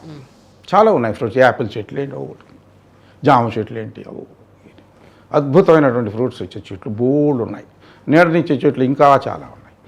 ఈ చెట్లన్నీ మనం వదిలిపెట్టే ఈ కార్బన్ డైఆక్సైడ్ అంతా పీల్చుకొని బ్రహ్మాండంగా పెరిగి ఆక్సిజన్ ఇస్తుంది మనకి. మరి అక్కడి నుంచి తీసుకున్న ఆక్సిజన్, చెట్లు మనకు పనికిరాని కార్బన్ డైఆక్సైడ్ తీసుకున్నాయి కదా. చెట్టు పెరిగిన తర్వాత వచ్చి ఫ్రూట్స్ అన్నీ లొట్టలు వేసుకుంటా కోసుకొని తింటావు కదా. అన్నీ మామిడి పళ్ళు ఏంటి, బొప్పాయి పళ్ళు ఏంటి, చెప్పడానికి 100 రకాల పళ్ళు భూమి మీద ఉన్నాయి. అవన్నీ చెట్టు నుంచి వచ్చినాయా? తర్వాత చెట్టు నుంచి వచ్చేటువంటి కలపతో ఇల్లు కట్టుకుంటున్నావా? అబ్బో, కప్బోర్డ్స్ అవి షో చేస్తావా? కలప ఉపయోగపడుతుంది. దాని నుంచి వచ్చే ఫ్రూట్స్ ఉపయోగపడినాయి. దాని నుంచి వచ్చే ఆకులు కూడా చివరికి ఎరువుగా పనికొస్తాయి పొలాల్లోకి. చివరికి దాని ఎరువులు, దాని యొక్క వేళ్ళు కూడా పనికొస్తాయి. చెట్టు ఇచ్చే ఆక్సిజన్ అన్నిటికన్నా బాగా పనికొచ్చేది. అలాంటి చెట్టు ఇవ్వటం కానీ తీసుకోవడం తెలియదు దానికి. మనిషి భూమాతని నువ్వు కృతజ్ఞతలో ఉండలేకపోయినా కనీసం చెట్టును చూసాను నేర్చుకో, ఇవ్వటం నేర్చుకో. అన్నీ ఇచ్చేదే. చివరికి చెట్టుని కాల్చిన, తగలబెట్టిన, ఎండిపోయిన తర్వాత బొగ్గు వస్తుంది. దాంతో ఇండస్ట్రీలు నడుపుతావు. బొగ్గుని కూడా పోయిన తర్వాత బూడిద వస్తుంది. బూడితో ఇటుకరాళ్ళు తయారు చేసుకుంటావు. చూసారా? చెట్టు బూడిదయ్యే వరకు కూడా మనిషికి ఉపయోగపడే చెట్టుని ఆదర్శంగా తీసుకోవాల్సింది మనం. చెట్టుకి మనిషికి పోలిస్తే ఎంత తేడా ఉందో. మనుషులు ఉన్నారు, నవరంధ్రాల నుంచి వచ్చే అన్నీ కూడా డిటెస్టబుల్ అసహ్యం ఉంటాయి. కళ్ళలోంచి పూసి ఇంకా అన్నీ చెప్తే ఇంకేం చెప్పేది. చెవిలోంచి వచ్చాయి, పొద్దున్నే లేచిన తర్వాత నోట్లోంచి వచ్చేది, ముక్కులోంచి వచ్చేది. అన్నీ ఇవే ఇచ్చేది. వీళ్ళకి పనికొచ్చేది ఏమి ఇస్తున్నారు? తీసుకోవడమే. ఇవి ఇచ్చేది ఏమి ఇస్తున్నారు? కరెక్టేనా చెప్పండి? ఇవన్నీ నువ్వేమి ఇస్తున్నారా అంటే, పోనీ ఎటు సరే న్యాచురల్గా నువ్వు ఇచ్చే పనికిరానియే, కనీసం సమాజాన్ని ఉపయోగించుకొని నువ్వు చక్కగా స్థితిమంతుడు అయిన తర్వాత సమాజానికి ఒక కనీసం అదన్నా చేయరావు. చెట్టులాగా నువ్వు ఎటు చేయలేవు. చెట్టు చాలా సాక్రిఫైస్ చేస్తుంది. బూడిద అయ్యే వరకు కూడా, బూడిదకు కూడా ఈ మనుషులు ఏం చేస్తున్నారు. కాబట్టి మీరు అడిగిన ఈ కల్చరల్ డిఫరెన్స్ ఇలా ఎందుకు డీజనరేట్ అయింది సంస్కృతి అంటే, ఇక్కడ ఈ భూమి మీద ఒక భారతదేశం కదా, బయట కూడా భారతదేశం ముఖ్యంగా మనం తీసుకున్న మన దేశం కాబట్టి, డబ్బు గల వాళ్ళు ఇవన్నీ చేయగలిగిన వాళ్ళు వాళ్ళే. డబ్బు లేనివాడు ఇవన్నీ చేయలేడు. ఆ పూటకు భోజనం దొరికితే చాలు. ఇవాళ కూలి పని చేసుకుంటూ వచ్చిన 500, 400, 600 అవి తీసుకెళ్తే 2 పూట్ల కుటుంబానికి భోజనానికి వస్తాయి. ఇంతవరకే. వాళ్ళు సమాజాన్ని మార్చలేరు. ఏ ట్రెండ్ అయినా కావచ్చు, మంచి ట్రెండ్ కావచ్చు, పనికిరాని ట్రెండ్ కావచ్చు, మార్చగలిగిన వాడు చేతిలో డబ్బులు ఉన్నవాడు. వాళ్ళు ఈ సంస్కృతికి కారణం. ఎందుకంటే కాస్ట్లీ సెల్ ఫోన్సే కాదు, అవసరం లేనటువంటి ఖర్చులు ఎక్కువ. వీళ్ళకి అవసరం లేదు. 20 కోట్లు పెట్టి పెళ్లి చేయాలా? డెస్టినేషన్ వెడ్డింగ్ అంట. ఇవన్నీ నేను వాళ్ళని ఏం తప్పుపడ్డను, వాళ్ళ ఆలోచనలు అవి. దేశానికి ఉపయోగపడే ఆలోచనలు డబ్బు గల వాళ్ళ దగ్గర తక్కువ ఉంటాయని నేను నా అభిప్రాయం. నా ఎక్స్పీరియన్స్లో, నా 77 ఏళ్ళ ఎక్స్పీరియన్స్లో నేను చూసింది అది. అదే సార్. అందువల్ల ఎందుకు మీరు ప్రభు గారు స్కాలర్షిప్లు ఇస్తున్నారు చాలామంది అడుగుతారు నన్ను. You have to repay. సమాజాన్ని వాడుకున్నాను, మ్యాక్సిమం సమాజం సహాయం చేసింది, అందుకని స్కాలర్షిప్లు ఇవ్వాలి. ఇండస్ట్రీలు ఎందుకు పెడుతున్నారు? డబ్బు సంపాదించడానికి కదా. డబ్బులు అని ఎగతాళి చేస్తున్నారు అందరు. అయ్యో, ఆ సంపాదించే డబ్బు 10 మందికి ఉపయోగపడుతుంది. అర్జునుడు దేనికోసం అయితే యుద్ధం చేశాడో ధర్మరక్షణ కోసం, నేను అంతే అంటాను. వాళ్ళందరి సంగతి నేను అది భగవద్గీతలో చెప్పింది నిష్కామ కర్మ. నాకేమిటని అడిగాడు అర్జునుడు. మరి భక్తి యోగం అన్నావు, జ్ఞానయోగం అంత లేదులే కానీ నీకు కర్మయోగం అనేది. కర్మయోగం, కర్మయోగంలో కూడా శాస్త్రధర్మాన్ని నువ్వు క్షత్రియుడివి, నీ ధర్మాన్ని నువ్వు నిర్వర్తించు. స్వధర్మం నీదేంటంటే శాస్త్రధర్మం. క్షత్రియుడివి. క్షత్రియుడు ఏం చేయాలి? అందరినీ రక్షించాలి, అధర్మాన్ని ఖండించాలి, ధర్మాన్ని నిలబెట్టాలి. అది క్షత్రియుడి యొక్క. అంతేగాని కిరీటం పెట్టుకొని సినిమాలో ఎన్టీ రామారావు గారు పాట పాడతారు, దుర్యోధనుడిని చూసి ఎగతాళి చేస్తూ. 2 పక్కల ఏనుగులే ఒక పద్యం ఉంది. చెప్పండి. పద్యం నాకు రాదు కానీ అది వింటూ ఉంటాయి ఎప్పుడు. 2 పక్కల ఏనుగులు అవన్నీ ఉండవురా నాయన, దుర్యోధనుడు చెప్తాడు అనమాట. ఇక్కడ జోదం అడంగరాదే అని చెయ్యి తట్టిరా మరి ఎంత బాగా చెప్తాడు. పద్యం ఎంత బాగుంటుంది పద్యం. అది ఎవరు రాసిన గుర్తులేదు కానీ చాలా బాగా అది చెప్తారు. అక్కడ టాపిక్ ఎదిపోయింది. సో డబ్బు గల వాళ్ళు చేసే పని ఇది. అవసరం లేని అన్నీ చేస్తారు. అవసరం లేని అన్నీ ఏంటంటే చాలా ఇంపోర్టెడ్ కార్లు. కొంతమందిని ఎన్ఫోర్స్మెంట్ డైరెక్టర్లో ఇన్కమ్ ట్యాక్స్లో రైడ్ చేస్తే దొరికినట్లు ఒక ఆయన దగ్గర 32 ఇంపోర్టెడ్ కార్లు, ఇంకొక ఆయన దగ్గర సౌత్ తమిళనాడులో ఆయన దగ్గర 35 ఇంపోర్టెడ్ కార్లు. అన్ని కార్లు డబ్బులుంటే కొనేసిపోయిన కార్లు. సర్కస్లో బఫులు గుర్తు వస్తారు అంజలి గారు. సర్కస్లో అందరూ బాగానే ఉంటారు మామూలుగా, ఉయ్యాలు ఊగేవాళ్ళు, శాండులు అందరూ మా సింపుల్గా ఉంటారు. ఒక బఫూన్ అక్కడే వస్తాడండి, 4 టోపీలు ఉంటాయి. టోపీలు ఎట్లా ఇసిరేస్తాడు, 4 ప్యాంట్లు వేసుకొని వస్తాడు. వాడు ఉయ్యాలు ఊగుతుంటే ఒక ప్యాంట్ పట్టుకుని లాగుతాడు, ఇంకో బఫూన్ లాగితే వాడు అదే ఈ ప్యాంట్ పోయిందని మనం అనుకుంటాం, కానీ ఇంకో ప్యాంట్ ఉంటుంది లోపల. మళ్ళీ అది లాగితే ఇంకో ప్యాంట్ ఉంటుంది. 4 రకాల షర్టులు, రంగురంగులు షర్ట్లు వేసుకుంటాడు. మనం ఒక షర్ట్ వేసుకుంటాడు, 4 షర్ట్లు వేసుకుంటాడు. అంటే ఈ బఫూన్కి ఏ విధంగా అవసరం లేని షర్ట్లు, అవసరం లేని ప్యాంట్లు, అవసరం లేని టోపీలు, ఒక 2 టోపీలు ఉంటాయో ఈ డబ్బు గల వాళ్ళకి ఎక్కువ మందికి, అందరూ కాదు. విప్రో ఆయన పేరేంటి, విప్రో ఆయన ప్రేమ్జీ, అజిమ్ ప్రేమ్జీ ఎంతమందికి స్కాలర్షిప్లు ఇస్తాను, డబ్బులు సద్వినియోగం చేస్తారు. నారాయణమూర్తి గారు ఆయన వైఫ్. ఇంకా మనం చూస్తే ఇంటర్నేషనల్ లెవెల్కి వెళ్తే మైక్రోసాఫ్ట్, ఇంకా కొంతమంది బఫెట్ అయ్యో పేర్లు ఉన్నాయి వాళ్ళే. వాళ్ళందరూ సంపద అంతా ఇచ్చేస్తున్నారు సమాజానికి. మీ పిల్లలకి ఏం మిగులుస్తున్నాడు, వాళ్ళు సంపాదించుకుంటారు అని చెప్పాడు మైక్రోసాఫ్ట్ అధినేత బిల్ గేట్స్. మరి వాళ్ళు కనపట్లేదా మీకు ఎవరికి అడుగుతాను నేను. అందుకని నేను కూడా సంపద పొందిన వ్యక్తిగా, సంపద సృష్టించిన వ్యక్తిగా నా సమాజానికి నేను రుణం తీర్చుకోవాల్సిన అవసరం ఉంది. మీరు అన్నారే ఇంటర్మీడియట్లో కొనుక్కున్నారు చెప్పులు, అప్పుడు కూడా నేను గమనింపు లేదు. ఏసీ కాలేజీలో చదువుకుంటున్నా, పియూసీ చదువుతున్నా, ఎస్ఎల్సీ అయిపోయింది, పియూసీ చదువుతున్నా. ఒక ఫ్రెండ్ చూశాడు, ఒక 2-3 నెలలు చూశాడు నన్ను. చూసి నువ్వు కాలేజీకి కదా వస్తుంది, అప్పుడు నిక్కర్ తీసేసి ప్యాంట్ వేసుకుంటున్నా కదా, చెప్పులు కూడా ఉంటే బాగుంటుంది అన్నాడు. బాగుంటుంది అన్నాడు పాపం. అది చెప్పులు వేసుకోకుండా బాగోదు, ఎవరు చెప్పులు వేసుకో. ప్రస్తుతానికి నా దగ్గర హవాయి చెప్పులు ఉన్నాయి, నేను వాడుతున్నాయి బాత్రూమ్కి, అవి తీసుకున్నాను. తీసుకున్నాను 2 రోజులు వాడా. 3వ రోజు 5 రూపాయలు పెడితే భలే చెప్పులు దొరికినాయి. ఇప్పటికీ నా కళ్ళలో మెదులుతున్నాయి. 5 రూపాయలకు మంచి చెప్పులు వచ్చినాయి. అప్పటి నుంచి చెప్పులు వేసుకోండి. అప్పుడు 17 ఏళ్ళు, 16.5, 17వ సంవత్సరం నడుస్తుంది. కానీ అప్పట్లో సార్ 4, 5, 9 మందిని, ఈవెన్ మా నాన్నగారు వాళ్ళు కూడా 9 మంది. అంటే 3 పోగా 12 మంది మొత్తం, 3 పోగా 9 మంది మిగిలారు వాళ్ళు. అంటే మా తాతయ్య గారి కరణం గారు అని కదా నడిచిపోయింది. కానీ ఇంతమంది పిల్లల్ని కంటున్నాం, వీళ్ళకి భుక్తి పెట్టగలమా, లేదా చదివించగలమా, మంచి బట్టలు కొనగలమా అని ఆలోచించకుండానే ఇంతమంది పిల్లల్ని కనేసేవాళ్ళు అంటారా? కాదు, అది ఆ రోజున ఇది లేదు, దాన్ని ఏమంటారు, నియంత్రణ లేదు, కుటుంబ నియంత్రణ లేదు, అలాంటి ప్రొసీజర్ లేకపోవడం ఒకటి. రెండవది ఆపరేషన్ భయం వల్ల కూడా కావచ్చు. ఆపరేషన్ మీ కాలంలో వచ్చింది అది. మ్మ్. అంతకుముందు ఎక్కడుందండి? లేదు కదా. మా అమ్మ 11 మందిని కంటే మేము 5 మిగిలాం. బా కానీ చాలా అబార్షన్స్ అయినాయి, చనిపోయారు. సో ఆ రోజుల్లో లేదు. ఆ రోజుల్లో ఏంటంటే మన సంస్కృతిలో మళ్ళీ వెనకెళ్ళి శాస్త్రాల్లోకి వెళ్తే ఎంతమంది అయినా కానీ భగవంతుడు చూసుకుంటాడు. అదొక సామెత కూడా ఉంది, నారు పోసిన వాడు నీరు పోస్తే. నీరు పోయడా అనేది. అట్లాగే బతికారు అందరూ బతికారు, బాగానే బతికారు, ఆరోగ్యంగా బతికారు. ఈరోజే ఇన్ని జబ్బులు ఉన్నాయి కానీ ఆ రోజు లేవు కదా. అంచేత ఆ రోజులు అది తెలివి తక్కువతనం కాదు, వాళ్ళ పరిస్థితి. అవును. వాళ్ళకి ఏదో ఒకటి దొరికేది, ఉపాధి దొరికేది. దానికి తగ్గట్టుగా చదువుకునేవాళ్ళు, దానికి తగ్గట్టుగా వృత్తులు చేసుకునేవాడు ఆ రోజుల్లో. చేత ఆ రోజులకి ఈ రోజులకి తేడా చాలా ఉంది. సో ఈ రోజుల్లో అలా కనేవాళ్ళుని తప్పుపట్టాలేమో మనం, నేను అనుకోవడం. ఈ రోజుల్లో అసలే జనాభా 100 కోట్లలోకి వెళ్తే భూమి మీద ఇంకా మేము 6 గంటాం, 5 గంటాం, 7 గంటాం చూసుకుంటాడు, దేవుడే చూసుకుంటాడు అనేది చాలా తెలివి తక్కువ ఆలోచన. తర్వాత రాబోయే జనరేషన్స్ని కష్టాల్లోకి నెట్టడం అవుతుంది. కరెక్ట్.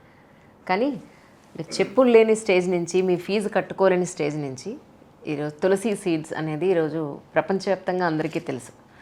ఒక్కసారి ఆ జర్నీ గురించి మా అందరి కోసం. ఇండస్ట్రీ పెట్టాను. బీటెక్ అయిపోయిన తర్వాత మెకానికల్ ఇంజనీరింగ్ బీటెక్ అయిపోయింది ఐఐటి మెడ్రాస్కి వెళ్ళాను. All India entrance examination BSc తర్వాత వెళ్ళాను. బీఎస్సీ 3 ఏళ్ళు, అది 3 ఏళ్ళు 6 ఏళ్ళు అయింది అప్పుడు పీయూసీ తర్వాత. అక్కడ మెకానికల్ ఇంజనీర్గా ఫస్ట్ క్లాస్లో పాస్ అయ్యి వచ్చాను. వచ్చిన తర్వాత భారత్ హెవీ ఎలక్ట్రికల్స్ తిరుచునాపల్లిలో నాకు ఉద్యోగం వచ్చింది, జాబ్ వచ్చింది. టెక్నికల్ మేనేజ్మెంట్ ట్రైనీ అని, అది 6 months ట్రైనింగ్, ఆ తర్వాత కన్ఫర్మ్ చేస్తారు. జాబ్ సెలెక్ట్ చేశారు. 2 days ఇంటర్వ్యూస్, ప్రాక్టికల్ అన్నీ పెట్టేసి సెలెక్ట్ చేశారు. జాయిన్ కావడానికి ముందు జాబ్లో ఇంకా జాయిన్ కావడానికి ముందు మెడికల్ టెస్ట్ చేశారు. చేస్తే అన్నీ బాగానే ఉన్నాయి. కలర్ బ్లైండ్నెస్ అన్నాడు డాక్టర్. అంటే ఏమిటని అడిగా, నాకు తెలియదు అప్పుడు. 22 ఏళ్ళు నిండి ఉన్నాను, 23 నడుస్తున్నాయి. అంటే ఏమిటని అడిగా. ఎప్పుడు పుస్తకాలు ఆటలు తప్పితే, 2 తప్పితే నాకు ఇంకా మిగతా తెలియవు. పుస్తకాలు, ఆటలు, మా ఇంట్లో సర్వీసు, మా ఇంట్లో మా మదర్కి చేసే సర్వీస్ కానీ, ఇంటి కోసం చేసే సర్వీస్ కానీ అదంతా చేసుకోవాలి కదా. మా మదర్ కాస్త గుండె జబ్బు మనిషి అప్పుడు. అంత మేమే పనులు చేసుకునేవాళ్ళం, ఇంట్లో అన్ని రకాల పనులు చేసేవాళ్ళం. సో ఇది ఆడ మనిషి పని, ఇది మగ మనిషి పని అన్నీ చేసేసేవాళ్ళం. అట్లా అలవాటు పడ్డాం. చిన్నప్పటి నుంచి శ్రమజీవులుగానే వచ్చాం. మిడిల్ క్లాస్ అయినా ఆర్థికంగా ఇబ్బందులు పడటం వల్ల మా నాన్నగారు, మాకు మేడ ఉండేది.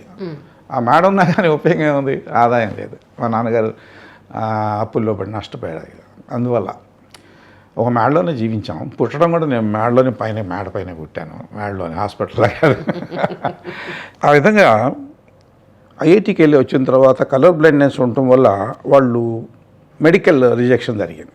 వచ్చేసిన తర్వాత చూశాను. ఆ సమయంలో ప్రభుత్వం, ముఖ్యంగా ఆంధ్రప్రదేశ్ ప్రభుత్వం, స్మాల్ స్కేల్ ఇండస్ట్రీ పెట్టే ఆంటర్ప్రినర్స్, టెక్నోక్రాట్స్ని ఇన్వైట్ చేస్తున్నారు. ఆలోచన మీకే వచ్చిందండి, మీ ఫ్రెండ్స్ ఎవరైనా? చాలామందికి వచ్చింది. చాలామంది లోన్స్ తీసుకొని ఇండస్ట్రీస్ పెట్టాం. చాలామంది అంటే కొన్ని డజన్ల మంది. నాతో పాటు ఎస్ఐ అనే సంస్థలో హైదరాబాద్లో ఉండేది, స్మాల్ ఇండస్ట్రీ సర్వీస్ ఇన్స్టిట్యూట్. దాంట్లో ఒక 15 రోజులు ట్రైనింగ్ ఇచ్చారు. అకౌంట్స్ ఎలా రాయాలి, ప్రాజెక్ట్ ఎలా తయారు చేసుకోవాలనేది. సో దాంతో ఒక స్టడీ చేసి ఒక 5 ఏళ్ల పాటు, డబ్బులు లేవు అసలు నా దగ్గర, జేబులో రూపాయి కూడా ఉండేది కాదు. 5 ఏళ్ల పాటు స్టడీ చేశాను అన్ని రకాల ప్రాజెక్ట్స్, చాలా ప్రాజెక్ట్స్ స్టడీ చేశాను. బాటిల్స్ తయారు చేసేది, వైర్ నెయిల్స్ అని, mechanical engineering, bolts and nuts అని, ఇలాగా చాలా ట్రై చేసిన తర్వాత అన్నిటికీ ఫ్యూచర్ కనపడలా. కొద్దిగేమో ఒక పెద్ద ప్రాజెక్ట్స్, 10 లక్షల ప్రాజెక్టు, 10 లక్షల ప్రాజెక్ట్ అనుకునేవాడిని. చివరికి నేను గమనించింది ఈ సర్వే చేసినప్పుడు, కరుగేటెడ్ బాక్సెస్ ఇక్కడ మంచి డిమాండ్ పెరుగుతూ ఉంటుంది. ఇక్కడ ఎవరు తయారు చేయట్లేదు. గుంటూరు, విజయవాడ చుట్టుపక్కల ఎక్కడ చేయట్లేదు, విశాఖపట్నం దాకా కూడాను. కలకట్ట నుంచి తెచ్చుకోవాలి, లేదా మెడ్రాస్ నుంచి తెచ్చుకోవాలి, లేదా హైదరాబాద్ నుంచి తెచ్చుకోవాలి అనేది ఐడెంటిఫై అయ్యేది. 4 సలహా కావచ్చు, నేను స్టడీ చేసింది కావచ్చు. వెంటనే కరుగేటెడ్ బాక్స్ మ్యానుఫ్యాక్చరింగ్కి ఇంకొక 2 ఏళ్ళు సర్వే చేసి అన్ని రాష్ట్రాలు తిరిగి, ఢిల్లీ, బాంబే, మెషిన్ ఎక్కడ దొరుకుతుంది, రా మెటీరియల్ ఎక్కడ దొరుకుతుంది, బాక్సులు ఎవరు కొంటారు. గుంటూరు, విజయవాడ సిరీస్ అని ఉంది, చాలా బాక్సులు తెచ్చుకునేవాళ్ళు. టొబాకో కంపెనీ వాళ్ళు తెచ్చుకునేవాళ్ళు. అన్నీ మెడ్రాస్ నుంచి వచ్చాయి, హైదరాబాద్ నుంచి, మెడ్రాస్ నుంచి. అవన్నీ స్టడీ చేసి, సర్వే చేసి, ప్రాజెక్ట్ చేసి సబ్మిట్ చేస్తే 3,50,000 రూపాయలు ప్రాజెక్ట్ అయింది. దాంట్లో నా దగ్గర డబ్బులు లేవు, ఏదో ఒక 40,000 మా మామయ్య గారు కానీ, మా మామయ్య గారు మిడిల్ క్లాసే, మామయ్య గారు కానీ, ఫ్రెండ్స్ కానీ తలా కాస్త అప్పులుగా ఇచ్చినాయి. ఓ 40,000-50,000. మిగతా 3 లక్షలు ప్రభుత్వం. దాంట్లో ఒక 20,000 అంతే 20,000 రూపాయలు సబ్సిడీ ఇచ్చారు. మిగతాది స్మాల్ స్కేల్ ఇండస్ట్రీలో మెషినరీ, పేరెచర్ల ఇండస్ట్రియల్ ఎస్టేట్లో షెడ్లు వచ్చినాయి, మొదలుపెట్టాను. దాంతో మొదలైంది నా ఫస్ట్ ఇయర్ 30 లక్షలు టర్న్ ఓవర్ చేశాను. ఇక్కడ ఎవరు కరుగేటెడ్ బాక్స్ మ్యానుఫ్యాక్చర్ లేరు, కోస్టల్ బెల్ట్ మొత్తం. దాంతో నేను ఊహించలేదు, బాగుంటుంది అనుకున్నా కానీ నేను ఊహించలే. ఏదో ఒక సెకండ్ హ్యాండ్ స్కూటర్ కూడా కొనుక్కున్నాను. సైకిల్ ఉండేది, హీరో సైకిల్ మా అమ్మ కొనిపెట్టింది. హీరో సైకిల్ 500 కొత్తది, రోజు తుడుచుకొని ఆయిల్ వేసుకునేవాడిని. ఏది సర్వేలు చేసే టైంలో ఇండస్ట్రీ పెట్టాలి కాబట్టి ఒక సెకండ్ హ్యాండ్ స్కూటర్ కొనుక్కొని ఒక 6,500 పెట్టి చేతక్కు సెకండ్ హ్యాండ్, దాంతో తిరిగాను టీవీగా. అది ఒక 3 ఏళ్ళు ఆ స్కూటర్ నడుపుకున్నాను. ఈ ఇండస్ట్రీ పెట్టాను కదా, ఇండస్ట్రీ పెట్టిన విధానంలో ఏంటంటే ఎవరైనా ఇండస్ట్రీ పెట్టేటప్పుడు మొన్న కూడా సలహా చెప్పాను చాలామందికి, ఇండస్ట్రీ పెట్టాలనుకున్న ఆంటర్ప్రినర్స్కి ఇమీడియట్గా పెట్టగాకండి, 2-3 ఏళ్ళు ఎక్కడైనా పని చేయండి, చక్కగా ఎక్స్పీరియన్స్ సంపాదించండి. రెండవది సఫిషియెంట్ ఫండ్స్ చూసుకొని పెట్టండి అని చెప్పేవాడు. సో ఇండస్ట్రీ పెట్టినప్పుడు అసలు పాయింట్ ఏంటంటే కాంపిటీషన్ ఉండకూడదు. సరే కాంపిటీషన్ ఉన్నా కానీ తక్కువ కాంపిటీషన్ ఉన్న ప్రోడక్ట్ సెలెక్ట్ చేసుకోండి అంట. అది చాలా ఇంపార్టెంట్. ఒకళ్ళు చూసి ఒకళ్ళు స్పిన్నింగ్ మిల్స్ పెట్టారు, చూడండి వాళ్ళ గుంటూరులో స్పిన్నింగ్ మిల్స్ పరిస్థితి ఎలా ఉందో. జిన్నింగ్ మిల్స్ పెట్టారు, అందరూ దెబ్బతిన్నారు. రోజు న్యూస్ పేపర్లు అయ్యే కనపడతాయి, స్వాధీనము, ఆక్షన్స్. అలా ఒకళ్ళని చూసి ఒకళ్ళు పెట్టడం కాదు, నువ్వు సొంతంగా ఆలోచించి ఏం పెడితే నువ్వు సంస్థను బాగా నడపగలవు, నీ సంస్థలో పనిచేసేటటువంటి నీ ఎంప్లాయీస్, ఉద్యోగులు వాళ్ళు ఆనందంగా, వాళ్ళకి important. First important customer, second important employee. తయారు చేసేవాడు వాడేవాళ్ళు. నువ్వు వస్తువు తయారు చేస్తే వీళ్ళందరూ కలిసి, నేను చేయను కదా మళ్ళీ తయారు చేస్తాను, వాళ్ళు వాడుకునేవాళ్ళు, వాళ్ళందరూ హ్యాపీగా ఉండాలి. అందువల్ల మనం పెట్టే ఏ సంస్థ అయినా కానీ ఎంప్లాయీస్ వెల్ఫేరు, కస్టమర్ ఇంట్రెస్ట్ చూడాలి. అంతేగా నేను ఎంత సంపాదించాను, ఎన్ని కార్లు కొన్నాను కాదు, అది వచ్చేస్తుంది ఆటోమేటిక్. అది money is a byproduct. ఇండస్ట్రీలో money is a byproduct. Main product is my boxes, my seed. ఆ విధంగా రావటం వల్ల బాగా చక్కగా నడిచి 3 ఏళ్లలో కొత్త అంబాసిడర్ కారు కొనుక్కున్నాం. 73 కాదు, 2 సంవత్సరాలు 3 నెలలు కొత్త ambassador car Padmaja commercial Vijayawada వెళ్ళి చక్కగా 53,000 రూపాయలు కొనుక్కొచ్చుకున్నారు. నా తోటి వాళ్ళందరూ కూడా స్ట్రగుల్ అవుతున్నారు. ఎందుకు అవుతున్నారు తర్వాత అనాలిసిస్ తర్వాత చేశాను. అది ఇప్పుడు ప్రస్తుతం చాలా కంపెనీలు మూతపడిపోయినాయి. గవర్నమెంట్ ఇండస్ట్రీ ఎస్టేట్ ఇప్పుడు అసలు లేదు. చక్కగా హబ్ చాలా బాగా కళకళ ఆడుతున్నాయి. పేరెచ్చర్లో నేను తీసుకున్న ఇండస్ట్రియల్ ఎస్టేట్ నేను ఒక్కటే ఉన్నాయి. ఇప్పుడు కొత్తగా చిన్న వచ్చి అన్నీ మూతపడిపోయింది. కారణాలు ఏంటి, అది సపరేట్ సబ్జెక్ట్. అది ఎందుకు స్మాల్ స్కేల్ ఇండస్ట్రీ సిక్ అయిపోయింది ఈ భారతదేశంలో గుంటూరే కాదు అనేది ఒక సబ్జెక్ట్ మొన్న కూడా మాట్లాడాను ఎవరు అడిగితే. సరే, సో ఏ విధంగా అయితే నేను బాగా స్టడీ చేసి 4 ఏళ్ళు 5 ఏళ్ల పాటు సర్వే చేసి ఇక్కడ కాంపిటీషన్ అయిన ప్రోడక్ట్ పెట్టాను, డబ్బు సంపాదన విపరీతంగా, మంచి క్వాలిటీ ఇచ్చేవాడిని, విపరీతంగా సంపాదించడం నేను ఆశ్చర్యపోయాను అనమాట. పెట్టింది 3.5 లక్షలు పెట్టుబడి అన్ని అప్పులతో సహా, సంపాదించేది సంవత్సరానికి 4 లక్షలు అట్లా పెరిగింది అనమాట. ఆ విధంగా సక్సెస్ కావడం చాలా ఇంపార్టెంట్, అందరూ తెలుసుకోవాల్సిన విషయం. అది సక్సెస్ అయ్యాను. ఇక ఫ్యాక్టరీ పెట్టుకుంటూ వచ్చిన తర్వాత ఆటోమేటిక్ ప్లాంట్లు పెట్టాను. కాస్త అలా వచ్చాను, బాగా సక్సెస్ఫుల్గా నడుస్తున్న సమయంలో అక్కడ అమీనాబాద్ పేరేచర్ల నుంచి ఒక 5 కిలోమీటర్లు అమీనాబాద్ అంటారు దాన్ని, నర్సరావుపేట రోడ్లో. అక్కడ చుట్టూ ఇండస్ట్రీ పెట్టారు ప్రభు గారు. ఇక్కడ చైతన్య ప్యాకేజింగ్స్ అని ఇంకోటి పెట్టాను, కోస్టల్ ప్యాకేజింగ్స్ కాక ఆటోమేటిక్ ప్లాంట్ వచ్చారు. ప్రభు గారు వచ్చారు. అక్కడ రైతుల పరిస్థితి అక్కడ బాగలేదు. వాళ్ళు రైతులు వచ్చి అయ్యా మా పొలంగాను, మధ్యలో ఎవరో ఒకరు అమ్ముడు పడుతుండేవాడు. నేనేం చేసుకునేది, పొలం నాకు వ్యవసాయం తెలియదు. ఇండస్ట్రీ అయితే ఏదో కొనుక్కున్నా కదా, నా 2 ఎకరాలు ఇండస్ట్రీ పెట్టుకున్నా కదా, ఎస్టేట్ నుంచి మళ్ళీ సొంతంగా ఇండస్ట్రీ కట్టుకున్నా. అంటే వాళ్ళు వదిలిపెట్టలా, అక్కడ కొనేవాళ్ళు ఎవరు లేరు. ఇండస్ట్రీస్ ఏదో 1-2 పెద్దవి ఉన్నాయి అంతే. సో వదిలిపెట్టకపోతే సరేలే పాప ఏదో అప్పులు ఉన్నాయి అంటున్నాడు, ఎకరం 12,000 అంటున్నాడు కదా, 4 ఎకరాలు కొన్న తర్వాత దాంట్లో బోరేసి పంట పండించాను. ఏమేద్దామంటే కాటన్ వేయమన్నారు, కాటన్ వేసాం. JKHY1 అనేటటువంటి ఒక హైబ్రిడ్ తీసుకొచ్చి వేసాను. దానికి తెలియదు, మా సూపర్వైజర్ చూస్తూ ఉండేవాడు. వేస్తే ఎకరాకి 18 క్వింటాలు వచ్చింది. అప్పుడు నేను అడిగా, ఏంటి సూసైడ్లు అంటున్నారు, రైతులంతా చాలా నష్టపోయారు అంటున్నారు, మనకి ఎకరాకి 18 క్వింటాలు, 4 ఎకరాలు 14 లోపు చాలా బాగా వచ్చింది అంటే, అన్నది చాలా బాగుంది సార్ అని హుషారు పడ్డాడు. ఈ లోపల ఆ సంవత్సరంలో మళ్ళీ ఇంకో 10 ఎకరాలు కొన్నా. అంతా అమ్మడబడదు, రైతులు ఇక వదిలిపెట్టలేదు. మళ్ళీ ఒక 10 ఎకరాలు. ఈసారి ఏం చేద్దాం, ఒక 18 ఎకరాలు 17 ఎకరాలు వేసేద్దాం, కాటన్ బలి బాగుంది కదా అని వేసాం. 91 అనమాట. 91లో పొలంలోకి వెళ్ళి చూస్తే ఈల్డ్ ఎంత వచ్చింది, ఎక్కాకి 3 క్వింటాలు వచ్చాయి. అయ్యో, 18 క్వింటాలు వచ్చినాయి కదా. మా సూపర్వైజర్ని అడిగా, 3 క్వింటాలు రావటం ఏంటి అని అడిగా. ఇది డూప్లికేట్ విత్తనం ఉంటుంది అన్నాడు. నాకు అసలు ఏం తెలియదు, నేను ఇంజనీరింగ్ స్టూడెంట్ని, 9th క్లాస్ నుంచి ఇంజనీరింగ్ స్టూడెంట్ని, స్కూల్లో కూడా ఇంజనీరింగ్ చదివాను.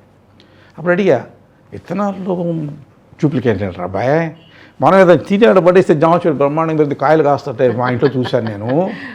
డూప్లికేట్ విత్తనం అంటే ఎవరైనా తయారు చేస్తారా ఫ్యాక్టరీలో అని అడిగా. పొలంలో నిలబడి ఉన్నాను, చూశాను ఎండిపోయిన మొక్కలన్నీ మార్చిలో.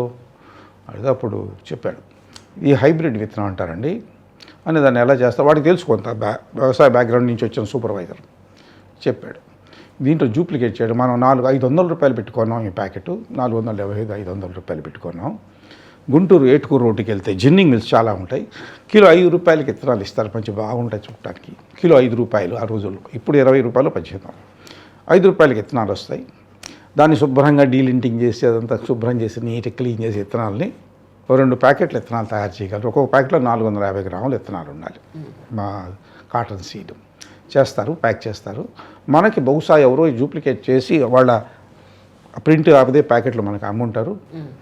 అందువల్ల ఇట్లా అన్నాడు. ఓహో అట్లాగా, అవి ఎట్లా తయారు చేయాలని అడిగా. ఏం లేదండి, 2 ఉంటాయి, 2 క్రాస్ చేసేస్తే హైబ్రిడ్ వస్తాడు. ఓహో చాలా సింపుల్ కదా అన్న, నాకేం తెలియదు అసలు.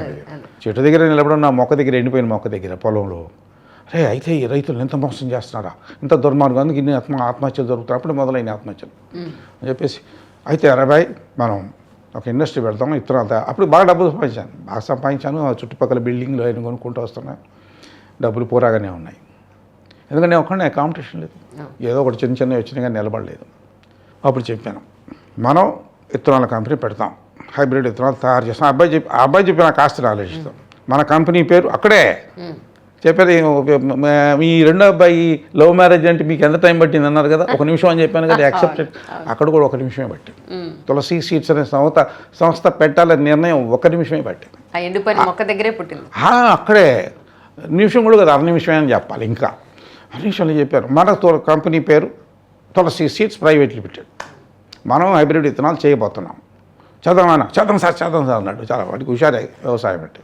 17 ఎకరాల వ్యవసాయం చేశాడు కదా. నేను రోజు గంబూట్ చేసుకుని పాములు తిరుగుతుంటాయని రోజు పొలంలోకి వెళ్తుండేవాడిని. పాములు కాస్త ఎక్కువ ఉండేవి అక్కడ, కొండలు కదా పక్కన. సో ఆ విధంగా పుట్టింది. మోసపోయిన రైతుగా తులసి సీడ్స్ అనే సంస్థను తీసుకొచ్చా. దాంట్లో డబ్బులు చాలా వస్తాయి. నాకు అసలు ఏమీ తెలియదు, అసలు ఏమి నాలెడ్జ్ లేదు. డబ్బులు అట్టపెట్టెలు తయారు చేసి డబ్బులు ఎట్ట సంపాదించాలో బాగా తెలుసు నాకు. తెలియదు. చేసిన తర్వాత ఏదో కోయంబత్తూరు వెళ్ళి కాటన్ రీసెర్చ్ స్టేషన్కి వెళ్ళి సవితాను హైబ్రిడ్ అంటే మేలు ఫీమేల్ అనే ఇస్తారు, అవి తీసుకొచ్చి చేశాను. సో ఫస్ట్ ఇయర్ 40 లక్షలు మిగిలినాయి. 92లో పెట్టాను సంస్థ, 93 మార్చికి 40. ఇదేంట్రా ఇంత డబ్బులు మిగిలినాయి అన్న. నా హైబ్రిడ్ కూడా కాదు, ఎక్కడ పబ్లిక్ హైబ్రిడ్ తమిళనాడులో తయారైంది, తీసుకొచ్చేసాం. 40 లక్షల రూపాయలు మిగిలినాయి ప్రాఫిట్. ఆశ్చర్యపోయా. సూపర్వైజర్ని అడిగా, నువ్వే మేనేజర్గా ఉండు దీనికి చెయ్యని చెప్పి. ఏదో అట్టపెట్టెల్లో 350 రూపాయలు చేసేవాడు, మేనేజర్ని చేసి మా సొంత హైబ్రిడ్ తయారు చేయడం కోసం, మనం సొంతంగా చేయొచ్చు హైబ్రిడ్స్ చేయడం కోసం ఒక సైంటిస్ట్ని తీసుకొని మొదలుపెట్టాము. చక్కగా ఫస్ట్ హైబ్రిడ్ మాకు 7 ఏళ్ల తర్వాత వచ్చింది. 7 ఏళ్ల తర్వాత అంటే చాలా చేయాలి, వర్క్ చేయాలి దాని మీద. 7 ఏళ్ల తర్వాత వచ్చినప్పుడు దాని పేరు తులసి 4 అని పేరు పెట్టాము. చాలా బాగా అమ్ముడుపోయింది. ఫస్ట్ ఇయర్ బాగా అమ్ముడుపోయినప్పుడు, ఆ హైబ్రిడ్ అమ్మినప్పుడు ఆ సంవత్సరం 4 కోట్ల రూపాయలు మిగిలినాయి. దాంతో ఇంకా దానాలు చేయడం మొదలుపెట్టారు. దానం కాదు, దానం 94-95 నుంచే మొదలుపెట్టాను. అప్పటి నుంచే మొదలుపెట్టాను. ఎవరో కూడా వస్తూ అడుగుతుండేవాళ్ళు. ఆ డబ్బు వల్ల కాదు, అది దాని నుండి ఇంకా హైబ్రిడ్స్ ఎలా చేయాలనేది నేర్చుకుంటే నేను కూడా తెలుసుకొని ఒక మంచి ల్యాబ్ పెట్టాను. మాన్సాంటో కంపెనీ నుండి టెక్నాలజీ తీసుకొని దాన్ని బీటీ టెక్నాలజీ అంటారు. బీటీ అంటే బయోటెక్నాలజీ కాదు, బీటీ అంటే బ్యాసిలస్ తురంజిన్సిస్ అనేటటువంటి ఒక బ్యాక్టీరియా. ఆ బ్యాక్టీరియా నుంచి వీటికి కాటన్ పత్తి బోల్స్కి పురుగొచ్చి పట్టి తినేసేది. దానివల్ల నష్టపోతుండేవాళ్ళు రైతులు, ఈవెన్ హైబ్రిడ్స్ కూడా. ఆ బ్యాసిలస్ తురంజిన్స్ టెక్నాలజీ అంటే బీటీ టెక్నాలజీ వాళ్ళ దగ్గర తీసుకొని రాయల్టీ పే చేసేవాళ్ళం. ఓ ల్యాబ్ పెట్టాను ఇంపోర్టెడ్, దీంతో డిఎన్ఏ ఫింగర్ ప్రింటింగ్ కూడా ఉంది మా దగ్గర. ఒక ప్లాంట్ పేరెంటేజ్ కనుక్కోవడానికి అన్ని పెట్టి దాన్ని ఢిల్లీలో పర్మిషన్ తెచ్చుకొని అక్కడి నుంచి అలా చేసుకుంటూ వచ్చాము. దాంతో బాగా మంచి మంచి హైబ్రిడ్స్ తయారు చేసేవాళ్ళం. గ్రీన్ హౌస్లు ఉన్నాయి, ఇప్పుడు మాకు 3 గ్రీన్ హౌస్లు ఉన్నాయి. మంచి హైబ్రిడ్స్ తయారు చేస్తాం. మంచి హైబ్రిడ్స్ తయారు చేయటం అంటే ఏంటంటే మంచి సెలెక్ట్ చేసుకొని లక్షణాలు బాగుండాలి, చెట్టు ఇంత రావాలి, ఇంత బాగా ఈల్డ్ ఇంత రావాలి, డిసీజెస్ రాకూడదు, అలాంటి కొన్ని పారామీటర్స్ ఉంటాయి. సింపుల్గా మామూలు భాషలో చెప్పాలంటే మణేశ్వరరావు కూతురు మణేశ్వరరావు రంగే, ఆ కొడుకు మణేశ్వరరావు రంగు, హైట్ కూడా మణేశ్వరరావు తక్కువ. మణేశ్వరం ఏం ఆలోచిస్తాడంటే మా ఆవిడికి ఒక తెల్లటి అమ్మాయిని, అంజలి లాంటి తెల్లటి అమ్మాయిని కాస్త ఎత్తుకున్న, మా ఆవిడికన్నా ఒక అంగుళం ఎత్తున్న పర్లేదు అనుకొని వెతుకుతాడు. తణుకు వెళ్తాడు, ఏలూరు వెళ్తాడు, మణేశ్వరరావు తెగ తిరుగుతాడు. చివరికి అక్కడ ఏటుకూరులో మా అత్తగారు ఏటుకూరు పక్కనే ఏటుకూరు దొరికింది అనుకో ఒక అమ్మాయి. ఒక ఎర్రగా ఉంది, బాగా అంజలిలాగా, అది అంజలి అంటే నువ్వే, తెల్లగా ఉంది, ఎత్తుగా ఉంది, వాళ్ళ అబ్బాయి కన్నా పెళ్లి చేశాడు. అప్పుడు ఈయన కోరిక ఏంటి, మణేశ్వరరావు కోరిక నెక్స్ట్ వచ్చే నా మనవరాలు, నా మనవడు తెల్లగా ఉండాలి, మా వాళ్ళలాగా రంగు తక్కువ ఉండకూడదు, హైట్ ఉండాలి, బలంగా ఉండాలి, డిసీజ్ రెసిస్టెన్స్ ఉండాలి, వీడికి డిసీజెస్ రాకూడదు, ఎట్టి ఉంటాయి ఇంకా మణేశ్వరరావు కోరికలు. దానికి తగ్గట్టుగా మరి పిల్లల్ని ఎత్తుక్కోవాలి. మేము కూడా అలాంటి పిల్లల్ని ఎత్తుకుతాం కాటన్ సీడ్లో. ఏమనేశ్వరరావు అర్థమైందా? కానీ ఈ బీటీ విత్తనాల పాయింట్ ఆఫ్ వ్యూలో ఇది కాటన్ అనేది మనిషి శరీరం పైన ఉండే వస్తువు, యాక్చువల్లీ మిగతా ఆహార పదార్థాలలాగా కాదు. మరి ఒరిజినల్గా ఆహార పదార్థాల పాయింట్ ఆఫ్ వ్యూ అంటే వెజిటబుల్స్ కానీ ఆకుకూరలు కానీ వీటన్నింటిలో బీటీ విత్తనాలు, ఇది బ్రీడ్ బీటీదండి, హైబ్రిడ్ది వాడకూడదు, మన ఏమంటారు అంటే మన కాటన్కి వర్తించదు. బట్ ఫిర్ బి అది ఎంతవరకు నిజం? హైబ్రిడ్ వేరు, బీటీ వేరు. హైబ్రిడ్ అంటే ఏం లేదు, ఇప్పుడు నేను చెప్పానే సింపుల్గా మంచి 2 రకాల విత్తనాలు, 2 జాతులు, ఒకే కాటన్ 2 జాతులు తీసుకొచ్చి హైబ్రిడైజేషన్ చేస్తాం పెళ్లి చేసినట్టుగానే. చేసినప్పుడు వచ్చేటటువంటి హైబ్రిడ్కి అది ఎప్పుడో కనుక్కున్నారు, హైబ్రిడ్ అయితే ఈల్డ్ ఎక్కువ వస్తుందని. సో అందువల్ల హైబ్రిడ్ వల్ల ఏం ప్రమాదం లేదు. ఇప్పుడు నేను చెప్పిన ప్రాసెస్సే కదండి. కానీ బీటీ అనేది దాని లోపలికి ఈ బీటీని ప్రవేశపెట్టడం అది అడ్వైజబుల్ కాదు ఫుడ్కి. వంకాయకి తీసుకొచ్చారు, వంకాయకి పర్మిషన్ తీసుకోవాలని ప్రయత్నం చేశారు. ఇది బీటీ వంకాయకి పర్మిషన్ చాలా మంది అపోజ్ చేశారు. తినే వస్తువు ఎగ్జాక్ట్లీ సార్, అదే అంటున్నాను, మనకి దీనికి వర్తించదు. కానీ బట్ ఆహార పదార్థాల పాయింట్ ఆఫ్ వ్యూలో మనం కొంచెం అలర్ట్గానే ఉండాలి. మంచిది కాదు, ట్రూ అది మంచిది. నాకున్న సైన్స్ నాలెడ్జ్ వరకు మంచిది కాదు. ఇంకా వాళ్ళు డీప్గా అది చేయాలి అన్నోళ్ళు వాళ్ళు వాళ్ళు చెప్తారు, ఎన్జిఓలు అంతా కూడా అపోజ్ చేస్తారు.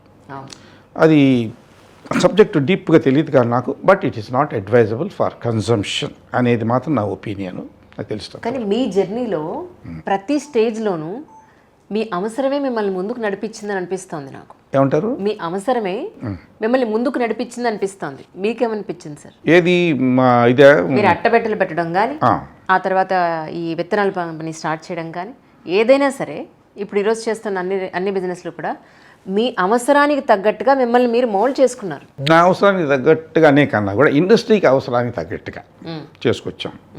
ఇండస్ట్రీకి ఏది అవసరం? ట్రాన్స్పోర్ట్ అవసరం, ట్రక్కులు కావాలి, చాలా ట్రక్కులు కావాలి. ట్రక్కులు దొరకట్లేదు మార్కెట్లో టైం ప్రకారం, అందుకని కొనేసాను ఒక 25 ట్రక్కులు వరుసగా కొనుక్కుంటూ వచ్చాను. ఒక ఫ్లీట్ ఉంది. మరి చిన్న కొద్ది క్వాంటిటీస్ తీసుకెళ్ళి ట్రాన్స్పోర్ట్లో బుక్ చేయాలి, 5 ఆటోలు కొనేసాను. Need based expansion. మరి పొలాలు కొన్నాం కదా, ఒక 600 ఎకరాలు, ఇప్పుడు 300 ఎకరం ఉంది, సుమారు 250 acres. వ్యవసాయం చేస్తున్నారు కదా, దాంట్లో R&D వర్క్ చేస్తున్నారు, రీసెర్చ్ అండ్ డెవలప్మెంట్ చేస్తున్నారు. మరి దానికి ట్రాక్టర్లు కావాలి కదా, ఒక 5 ట్రాక్టర్లు కొన్నాం. మరి భూమి చదువు చేసుకోవాలి, పాదులు తీయాలి కదా, ఒక జేసీబీ అంటారు, జేసీబీ కొన్నాం. నీడ్ బేస్డ్ ఎక్స్పాన్షన్ అంటారు, అంతేగాని అనవసరమైన ఏం కొనలేదు మేము. తర్వాత అందరూ బయటకి ఇన్ని ఫ్యాక్టరీలు ఉండి ఇంత మెషినరీ, ఆటోమేటిక్ మెషినరీ ఉంటే ఇది తీసుకెళ్ళి గుంటూరులో ఆయన బాగు చేయించుకోవాలన్నా, ఏమైనా తయారు చేయించుకోవాలన్నా, గుంటూరులో అంత టెక్నాలజీ ఉన్న కంపెనీలు ఏం లేవు, వర్క్షాపులు లేవు. అందుకని నేనే workshops, mechanical engineering workshop start చేసుకున్నాను. నీడ్ బేస్డ్ మొత్తం అన్ని మెషిన్లు వాళ్ళు రిపేర్ చేస్తారు, ట్రాలీలు, చిన్న మెషిన్లు కూడా తయారు చేస్తారు మా వాళ్ళు. ఓ 13 ప్లస్ 13, 26 మంది మెకానికల్ ఐటీఐ చేసిన వాళ్ళు, డిప్లొమా చేసిన వాళ్ళు ఉన్నారు. ఓ 20 మంది బీటెక్లు ఉన్నారు. ఓ సుమారుగా ఒక 20 మందో 18 మందో ఎంబీఏలు ఉన్నారు. వీళ్ళందరూ కూడా ఉపాధి దొరికింది. ఆ చుట్టుపక్కల విలేజెస్ గుంటూరు నుంచి వచ్చిన వాళ్ళు, Right. వేరే ఊళ్ళ నుంచి వచ్చి ఇక్కడ సెటిల్ అయిన వాళ్ళు ఉన్నారు. Correct. ఎక్కడో తాడేపల్లిగూడెం నుంచి వచ్చిన వాళ్ళు, అట్లాగా భీమవరం నుంచి వచ్చిన వాళ్ళు ఇప్పుడు ఉద్యోగాలు చేసుకుంటున్నారు. ఉద్యోగాలు కూడా మంచి జీతాలు ఉంటాయి. ఈ ఉన్న 2,000 మంది సుమారు అనుకుందాం, వీళ్ళందరికీ కూడా ఎవరు నో ఎక్స్ప్లాయిటేషన్, పిఎఫ్ ఉంటుంది, ప్రావిడెంట్ ఫండ్, ఈఎస్ఐ ఉంటుంది, తర్వాత గ్రాట్యుటీ ఉంటుంది 5 ఏళ్ళు తింటే, ఇది కాక లీవ్ ఎన్కాష్మెంట్ అని ఇస్తాను, బోనస్ ఇస్తాను, ఇవన్నీ ఉంటాయి. ఇది ఎందుకని ఈ సంస్థలు తులసి రామచంద్ర ప్రభుని ఒక్కడిని డబ్బు కల్లోండి చేయటం కాదు. తులసి రామచంద్ర ప్రభు బెంజి కారు కొనుక్కుందా అంటూ ఊరేగడానికి కాదు, సమాజానికి. వాళ్ళు అన్ని కుటుంబాలు మళ్ళీ మా మీద ఆధారపడి ఇక్కడ మాకు సప్లయర్స్ బోల్డ్ మంది ఉంటారు. అది పులికొస కొన్నాయి, గుండు సూదులు కొన్నాయి, గుణపాలు కొన్నాయి, ఎన్ని షాపులకు బిజినెస్ ఇస్తాం మేము. సో కొన్ని సంస్థలు వచ్చినప్పుడు నిలబడినప్పుడు ఇంత సంపద సృష్టి జరుగుతుంది. అందువల్ల ఇండస్ట్రియలైజేషన్ అవసరం. వ్యవసాయంతో పాటు వ్యవసాయంలో కూడా ఇప్పుడు మెకనైజేషన్ తీసుకొస్తున్నాం మనం మన దేశంలో. అందుచేత ఇవన్నీ కూడా నీడ్ బేస్డ్ ఎక్స్పాన్షన్ చేసుకుంటూ వచ్చా. ఇలాగా ఒక ఆంట్రప్రినరు, ఒక గ్రాడ్యుయేటు, బీటెక్ గ్రాడ్యుయేట్ కావచ్చు, బీకామ్ గ్రాడ్యుయేట్ కావచ్చు, దేశానికి కావాల్సిన సంపద సృష్టించాలన్నా, ఇతర దేశాల నుంచి డాలర్స్ తెచ్చుకోవాలన్నా, మనం ఎక్స్పోర్ట్ చేయాలి, డాలర్స్ తీసుకురావాలన్నా need base expansion is very important. అంతేగాని నేను ఇంతే చేసుకుంటున్నాను, హాయిగా ₹1,00,00,000 టర్న్ ఓవర్ చేసుకుంటున్నాను, నాకు 20 కోట్లు లక్షలు మిగులుతున్నాయి, ఐఎమ్ హ్యాపీ, ఒక కారు కొనుక్కున్నాను. You have to keep growing. చెట్టు ఏ విధంగా ఇత్తనం వేసినా పెరుగుతూ ఉంటుందో అది ఆగదు కదా. వెళ్ళి ఈ సంవత్సరం మామిడికాయలు టన్ను వస్తే 2 సంవత్సరం 2 టన్నులు ఇస్తుంది. అట్లా పెరగాలి. పెరిగినప్పుడే సంపద సృష్టించబడుతుంది. సో ఇక్కడ ఎక్స్పాన్షన్ చేయాలి, దాంట్లో R&D చేయాలి. R&D నుంచి వచ్చేది ఇన్నోవేషన్. ఈ ట్రే ఇలాగ ఎందుకు ఉండాలి, అది ఒక రకంగా తీసుకోవాలి, ఇన్నోవేషన్. ఇంతకుముందు టీపాయిలు కదిలేగా వీల్స్ పెట్టారు. ఇన్నోవేషన్ అనేది చిన్న విషయం దగ్గర నుంచి మనం చంద్రమండలానికి రాకెట్ పంపించేవారు, ఇవన్నీ ఇన్నోవేషన్లో భాగాలు. స్మాల్ స్కేల్ ఇండస్ట్రీ కూడా ఇన్నోవేషన్ చేయవచ్చు, చేస్తున్నాం. So expansion, innovation through R&D and then diversification. ఒకే ప్రోడక్ట్ మీద ఆధారపడి మా కాటం ఉంది కదా అని ఉన్న వాళ్ళంతా సిక్ అయిపోయారు. ఎన్ని కంపెనీలు సిక్ అయిపోయినాయి, ఎంతమంది ప్రాపర్టీస్ ఆక్షన్కి వచ్చినాయి. ఒకటే ప్రోడక్ట్ ఇకే చేయరాళ్ళు, కాటన్, స్పిన్నింగ్, వీవింగ్ కొద్దిమంది ఉన్నారు. మరి మీరేం చేస్తున్నారు? డైవర్సిఫికేషన్. ఎలా? అట్టపెట్టెలు చేశానా, అట్టపెట్టెల్లో మళ్ళీ వెరైటీస్ చాలా తీసుకొచ్చా. ఫస్ట్ టైం ఆంధ్రప్రదేశ్లో తీసుకొచ్చాను నేను చాలా వెరైటీస్. కోడి పిల్లలు పెట్టి అట్టపెట్టెలు ఢిల్లీ నుంచి వచ్చాయి. ఈ ఫ్లూట్ అనేది అన్ని రకాలు నేనే ఫస్ట్ టైం ఇంట్రడ్యూస్ ఆంధ్రప్రదేశ్లో, హైదరాబాద్లో కూడా లేదు. సో అట్టపెట్టెల్లో ఉన్న అన్ని రకాల పెట్టెలు ఉంటాయి, చాలా రకాలు ఉంటాయి. బాటమ్ లాకింగ్ అని, కోడి పిల్లలు పెట్టుకోవడానికి చాలా హోల్స్తో, అవన్నీ ఢిల్లీ నుంచి వచ్చాయి. అట్టపెట్టెలు ఢిల్లీ నుంచి రావడం ఏంటని నేనే తయారు చేశాను. దాన్ని ఇంప్రూవ్ చేసి ఇచ్చాను ఇవాళ. అదే డిజైన్ అందరూ కాపీ చేసి చేసుకుంటున్నారు. నెక్స్ట్ ఎపిసోడ్లో నేను అట్టపెట్టెల తయారీకి సంబంధించి ఒక మేకింగ్ వీడియో మీరు నాకు పర్మిషన్ ఇవ్వాలి. తప్పకుండా. అప్పుడు మెషిన్లు కూడా మీరు వీడియో తీసుకోండి. 100%. So need based diversification is important. Expansion, innovation and diversification, ఈ 3 ఫాలో కావాలి ప్రతి ఇండస్ట్రీస్. అట్లా చేసిన వాళ్ళు అందరూ కూడాను పెద్ద పెద్ద ఇండస్ట్రీస్ పెట్టారు. ఎక్కడో ఉండి అంబానీస్ ఇక్కడ కూరగాయలు అమ్ముతున్నారు. సో చేయొచ్చు, ఇవన్నీ చేయొచ్చు. సో ఈ 3 ప్రిన్సిపల్స్ ఫాలో కావాలి. ఏ స్మాల్ ఎంటర్ప్రినర్ కావాలి, మీడియం ఎంటర్ప్రినర్ కానీ.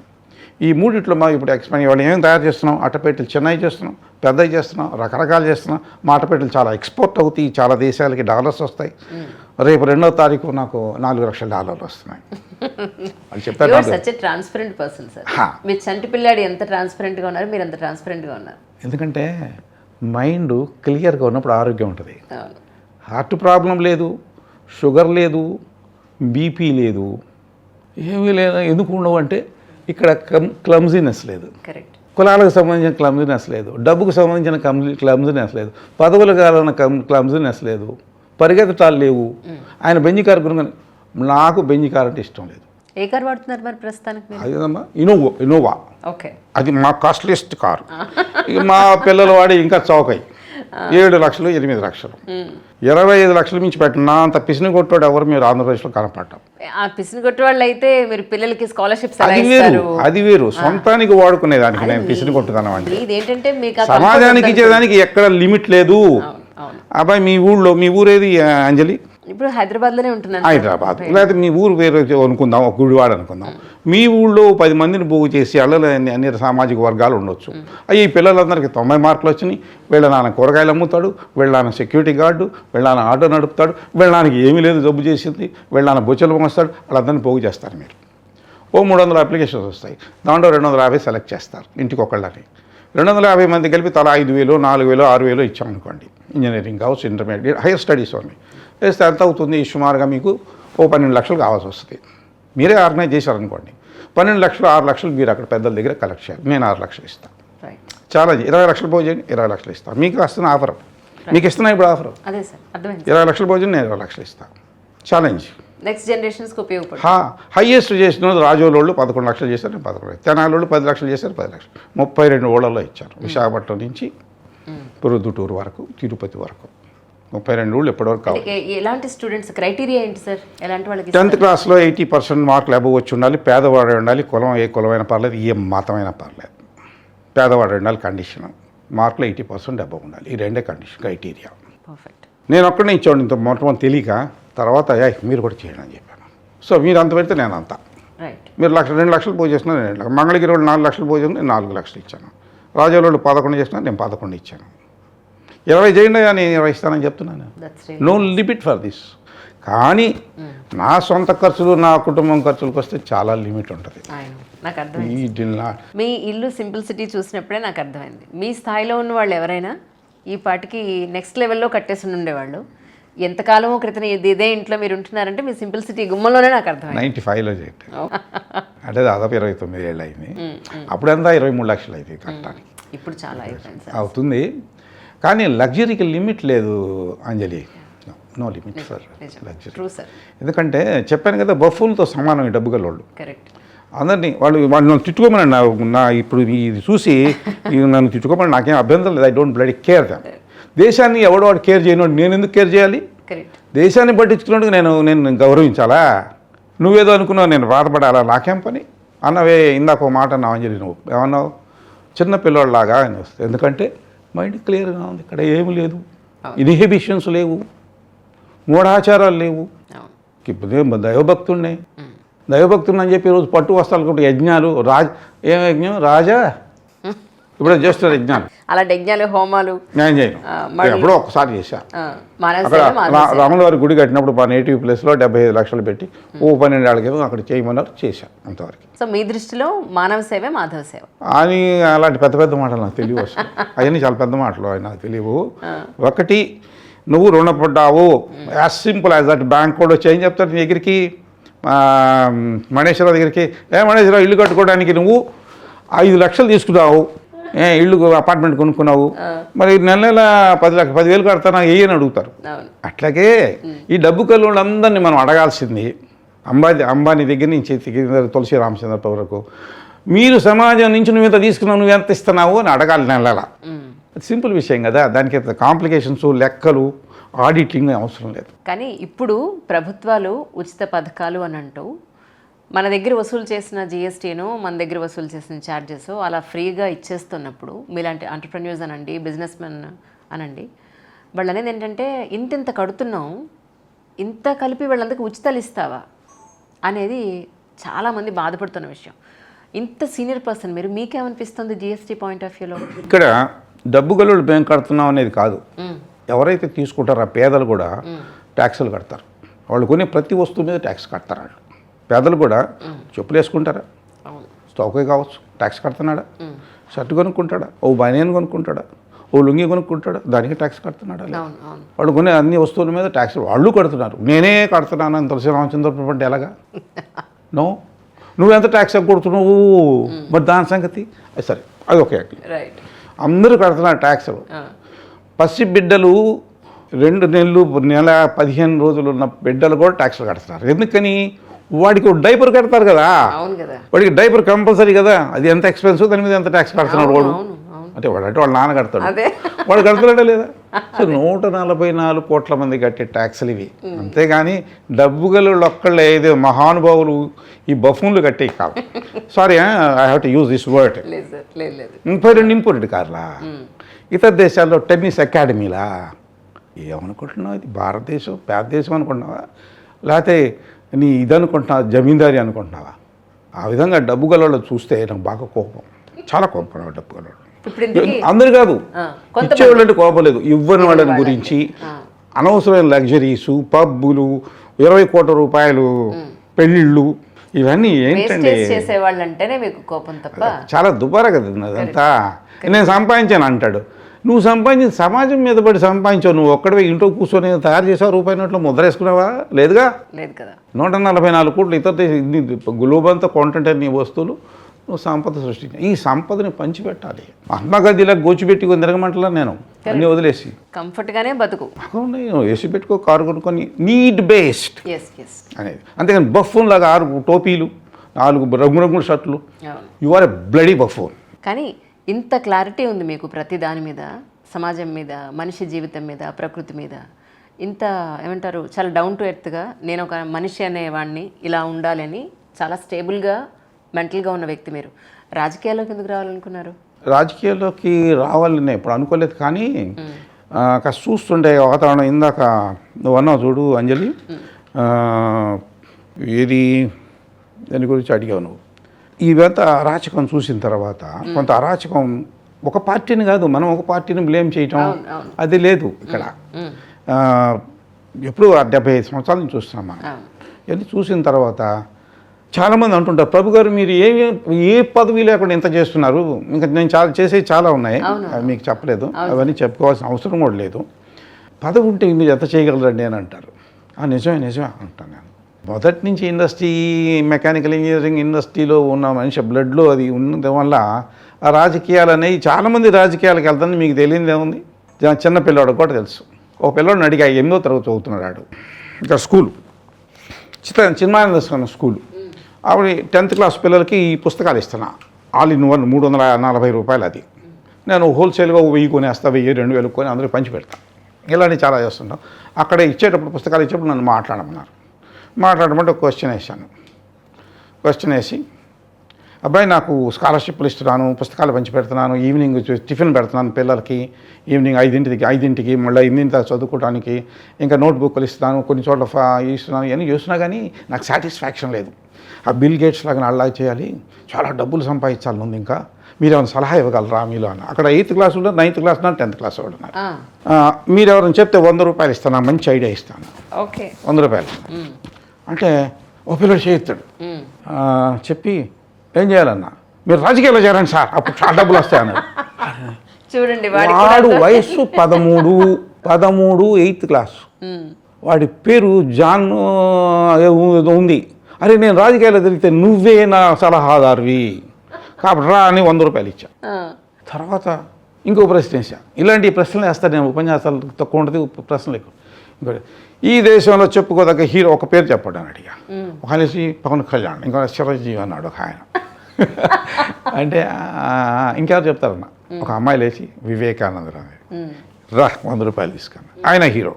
లేదా పాకిస్తాన్ బార్డర్లో, చైనా బార్డర్లో లడాఖ్ని, అరుణాచల్ ప్రదేశ్ని, డోక్లాంని రక్షించడం మన సైనికులు హీరోలు, వాళ్ళు హీరోలు. భగత్ సింగ్ హీరో. కరెక్ట్. ఇది ఇలాంటి ప్రశ్నలు ఉంటాయి పిల్లలకి. ఇంతకీ ఇంత జర్నీలో మీరు పెళ్ళి ఎప్పుడు చేసుకున్నారు? నేను అంటగట్టారు మా మేనమామ కూతుర్ని, వీళ్ళ అమ్మని. ఆవిడ లేకపోతే మీరు ఇలా ఉండేవారేమిటి? అంటగట్టారని చెప్పి అనగాకండి. ఇప్పటికే నేను చాలా తెలియగలుగుతానని చెప్తాను, నిజంగా నాకని తెలియగలుగుతాను. 10th క్లాస్ చదువుకుంది, నాకని తెలియగలది, చక్కగా ఉంటుంది. నేను బీటెక్ చదువుకున్నప్పుడు ఆ ఇప్పుడు నుంచో వాళ్ళ బాబాయ్ చెప్పాడంట, నీ భర్త ఐఐటి మెడ్రాస్ చదువుకున్నాడని చెప్పారు, అందుకని అట్లా ఊహించుకుందంట. మా అమ్మ అంట కట్టింది, ఏం చేస్తాను, వాళ్ళ తమ్ముడు కూతుర్ని వేసుకున్నాను. అక్కడికి ఏదో 11,000 కట్నం ఇచ్చారండి, ఊరికనే చేయాలి. కానీ మీ పిల్లలకి తీసుకున్నారా కట్నం? మీరు ఆఫర్ చేశారు ఈయనకి. భీమవరంలో వెళ్ళాము, మా కోడలు అమ్మాయి బాగుంది, ఎంఎస్సి చదువుకుంది. అంత తర్వాత ఓకే చేసాము. చేస్తే అంత పెద్దలంతా కూర్చొని ఉన్నారు. ఆయన వచ్చారు. భీమవరంలో అసలే చెత్తం అయ్యా అని జంకి ఉంటారు. గుంటూరు వాళ్ళు రౌడీలు, కాస్త రౌడీగా మాట్లాడతాం కదా మేము, చూసారు నేను మాట్లాడే తీరు. సరే ఆయన వచ్చి, తోరం చిన్న వెంకటేశ్వర గారు వీళ్ళ మామగారు, ఆయన వచ్చి, సార్ మనం ఇంకా మిగతా విషయాలు మాట్లాడండి అన్న, పెద్దమ్మాయికి 20 లక్షలు ఇచ్చామండి, 6 ఎకరాల పొలం ఇచ్చామండి. 6 ఎకరాల పొలం బాగానే ఉంది, 20 లక్షలు ఇచ్చారా? అలాగా అన్న, అంతే. మీకు అంతా ఇవ్వాల్సి వస్తుంది అన్నట్టుగా అన్నాడు. నేను అప్పటికే కోటిస్తుండే కదా. సరికి అన్న, నాకేం వద్దండి అసలు డబ్బు వద్దు, అమ్మాయికి 6 ఎకరాలు ఇచ్చుకుంటున్నారు కదా, మీ అమ్మాయికి ఏమైనా అమ్మాయికి ఇచ్చుకోండి అన్న. అంటే వదిలిపెట్టడే ఆ తోరం చిన్న వెంకటేశ్వరరావు, వదిలిపెట్టకుండా అటు కాదండి పెద్ద అమ్మాయికి ఇచ్చాం కదా. నాకు కొద్దిగా చిరాకు వేయలేదు, కానీ కొద్దిగా గట్టిగా చెప్పాలి అని అనిపించి వెంకటేశ్వర గారు, బావగారు, నేను ఇట్లా చెయ్యి పెడితే మీరు ఇట్ట పెడతారా? అంటే నేను నా చెయ్యి కింద ఉండాలా, మీరు ఇట్లా నాకు దానం చేస్తారా? అది కుదరవు. ఇట్లాగానా ఆయన కాస్త కొద్దిగా ఇదైపోయాడు, బిగుసుకుపోయాడు. నేను కానీ నా 2 కొడుకులు కానీ మేము మగాళ్ళమే కదా, మొనగాళ్ళం కూడా. భర్త అంటే భరించేవాడు, అంతేగాని ఆడపిల్ల సొమ్ముతో బతికేటటువంటి ఇది లేదు మాకు. పొరపాటు కూడా తీసుకోవద్దు. ఈసారి దాని గురించి మాట్లాడుద్దన్న పాప ఆయన కిన్నుడైపోయాడు. ఇది గుంటూరు వాళ్ళు ఎట్టుంటారా మాట్లాడితే ఒట్టు. ఆయనకేమో తొలుస్తూ ఉంది, ఎట్లా పెద్దమ్మాయికి 20 ఇచ్చాము, ఇకపోతే ఎలాగాని. పెళ్లి ముందు స్ట్రాటజిక్గా ఒక ఆయన్ని పంపించాడు 5 లక్షలు ఇచ్చి, ఏమన్నా తీసుకోండి అన్నాడు ఈ రూమ్లో కూర్చొని. అంటే సరే ఇవ్వండి, మీ గోల ఎక్కడ రేపు ఎల్లుండి పెళ్ళి, మేము రావాలి భీమవరం, సరే ఇవ్వండి, మా అబ్బాయికి ఒక స్కోడా కారు కొని పెడతాను, మా కాస్ట్లీయెస్ట్ కార్ అది, అప్పుడు 11 లక్షల రూపాయలు. 5 లక్షలు నేను ఒక 7 లక్షలు ఇస్తే ఒక స్కోడా కార్ వస్తాయి, మీ మామగారికి చెప్పు అని చెప్పి స్కోడా కార్ కొని పెట్టాను. నేను తీసుకోవాలా. కానీ నిజానికి సార్, అమ్మాయి ఇంట్లో వంట చేస్తుంది, ఇల్లంతా చూసుకుంటుంది, ఇంట్లో ఉన్న వాళ్ళందరినీ చూసుకుంటుంది, పిల్లల్ని కంటుంది, వాళ్ళకి పోషణ చూస్తుంది, వాళ్ళని పోషణ ఏంటంటే బాబు చాలా చేయాలి వాళ్ళకి. ఇప్పుడు ఉద్యోగాలు కూడా చేస్తున్నారు నా అలాగా. ఉద్యోగాలు ఏంటంటే 60 లక్షలు 50 లక్షలు ప్యాకేజీలు అండి. అవును కదండి, మరి ఎందుకు ఇవ్వాలి అమ్మాయి కట్నం? ఇవ్వకూడదు. కట్నం అడిగిన పిల్లని ఇవ్వకూడదు. కట్నం అడిగితే పిల్లని ఇవ్వమని చెప్పాలి. మీరు నేను ఫ్రెండ్స్ కట్నం అడిగంటే చాలా మంది చెప్పా, అరే నన్ను పిలుస్తున్నావు, నేను వస్తే నీకు వచ్చే కట్నం పోద్ది, నా దగ్గర స్కాలర్షిప్ తీసుకున్నాడు. సార్ మీరు నాకు సంబంధం చూసి పెట్టండి అన్నాడు. అంటే అరే నేను వస్తే నీకు వచ్చే కట్నం పోద్ది, అసలు పేదోడివి, ఓ 3.5 లక్షలు పోలీస్ కానిస్టేబుల్ ఇచ్చాడు నా ఫస్ట్ స్టూడెంట్కి. అట్లా చెప్తాను నేను. ఎవడైనా కట్నం కొద్దిగా రఫ్ భాష కూడా వాడతా ఆ సమయంలో. సిగ్గు లేదురా వీడికి, సిగ్గు సర్వం లేని ఇంట్లో పిల్లనిస్తారా ఎక్కడన్నా? ఆడపిల్ల సొమ్ము కావాలరా వీడికి? ఓవా ఆడు ఒక మగాడేనరా, అయ్యో కాకండి పిల్లలంట. కానీ ఎంతమంది పాటిస్తారు? కొంతమంది మాకు తీసుకోరు కట్నం, తీసుకుని మాకు పిల్లని ఇస్తే చాలా అనేవాళ్ళు మంచివాళ్ళు కూడా ఉన్నారు. నిజానికి ఆరోగ్యంగా ఉండి చక్కగా మన ఇంటిని మన వాళ్ళని అర్థం చేసుకుంటూ కలిసిపోయే ఒక గొప్ప ఫ్యామిలీ దొరికితే అదే మహా సంతోషం. ఇంతకు మించి ఏం కావాలి చెప్పండి? అంతకు మించి అడిగేటంటే అసలు పిల్లని ఇవ్వకూడదండి అడిగి. నేను చాలా గట్టిగా ఉంటాయి ఈ విషయంలో, ఏదైనా క్లారిటీ ఎక్కువ నాకు. ఈ క్లారిటీలో చెప్పాను, ఆ రోజు చెప్పా ఆయనకి, వాళ్ళ మామగారికి, నేను నా కొడుకులు మగాళ్ళమే కాదు మొనగాళ్ళం కూడా అని చెప్పా. ఈ మాట వాడా. ఆయన అమ్మో ఏంటి ఇట్ట మాట్లాడుతున్నాడు అనుకున్నాడు ఆయన. కొంతమంది భయపడతారు నా మాటలు విని, ఈయనేదో నక్సలైట్ స్టైల్లో మాట్లాడుతున్నది అనుకుంటారు కొంతమంది, కానీ కాదు. కానీ సార్ పెళ్ళప్పుడు చెప్పారా మీకు ఇలా కలర్ బ్లైండ్నెస్ ఉందని చెప్పారా మేడంకి? నాకే తెలియదు దాని గురించి, ఆమెకేం చెప్పేది అని చెప్పే వరకు. ఆమెకు అవన్నీ ఏం తెలుసు, ఏం దొరికితే చాలా అన్నట్టుగా ఉందామే. అదే కదా, చిన్నప్పటి నుంచి మీరు అక్కడ మెడ్రాస్లో చదువుతున్నారన్న ఫీలింగ్లో కళ్ళు గంటూ ఉన్నారు. కానీ ఎప్పుడైనా బాధ అనిపించిందా సార్, ఇలా ఇది ఎందుకు వచ్చింది నాకు ఆరోగ్యపరంగా అని ఎప్పుడన్నా? అనిపించలేదు. చిన్నప్పుడు ఒక కథ విన్నాను, రాజుగారికి ఏలు కట్ అయిపోయింది కదా, నేను కూడా విన్నాను సార్. ఏలు కట్ అయిపోయింది, 5వ తరగతిలో చెప్పారు. ఏలు కట్ అయిపోతే ఆ మంత్రి ఏదో కోసుకున్నాడు పాపం, ఆయన పొరపాటు కట్ అయింది. ఆ మంత్రికి ఒక అలవాటు ఉంది, అంతయూ మనం ఏళ్ళకి అంటాడు ప్రతిదానికి. అంటే అది చూస్తే రాజుగారు కట్ అయిపోయింది, అంతయూ మన మేళ్ళకి అనేసి రాజుగారికి బాగా కోపం వచ్చింది.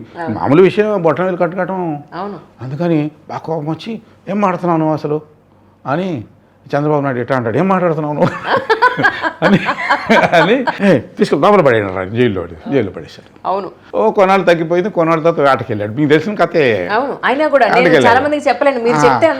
రాజుగారు చాలా అందంగా బలంగా బాగుంటాడు.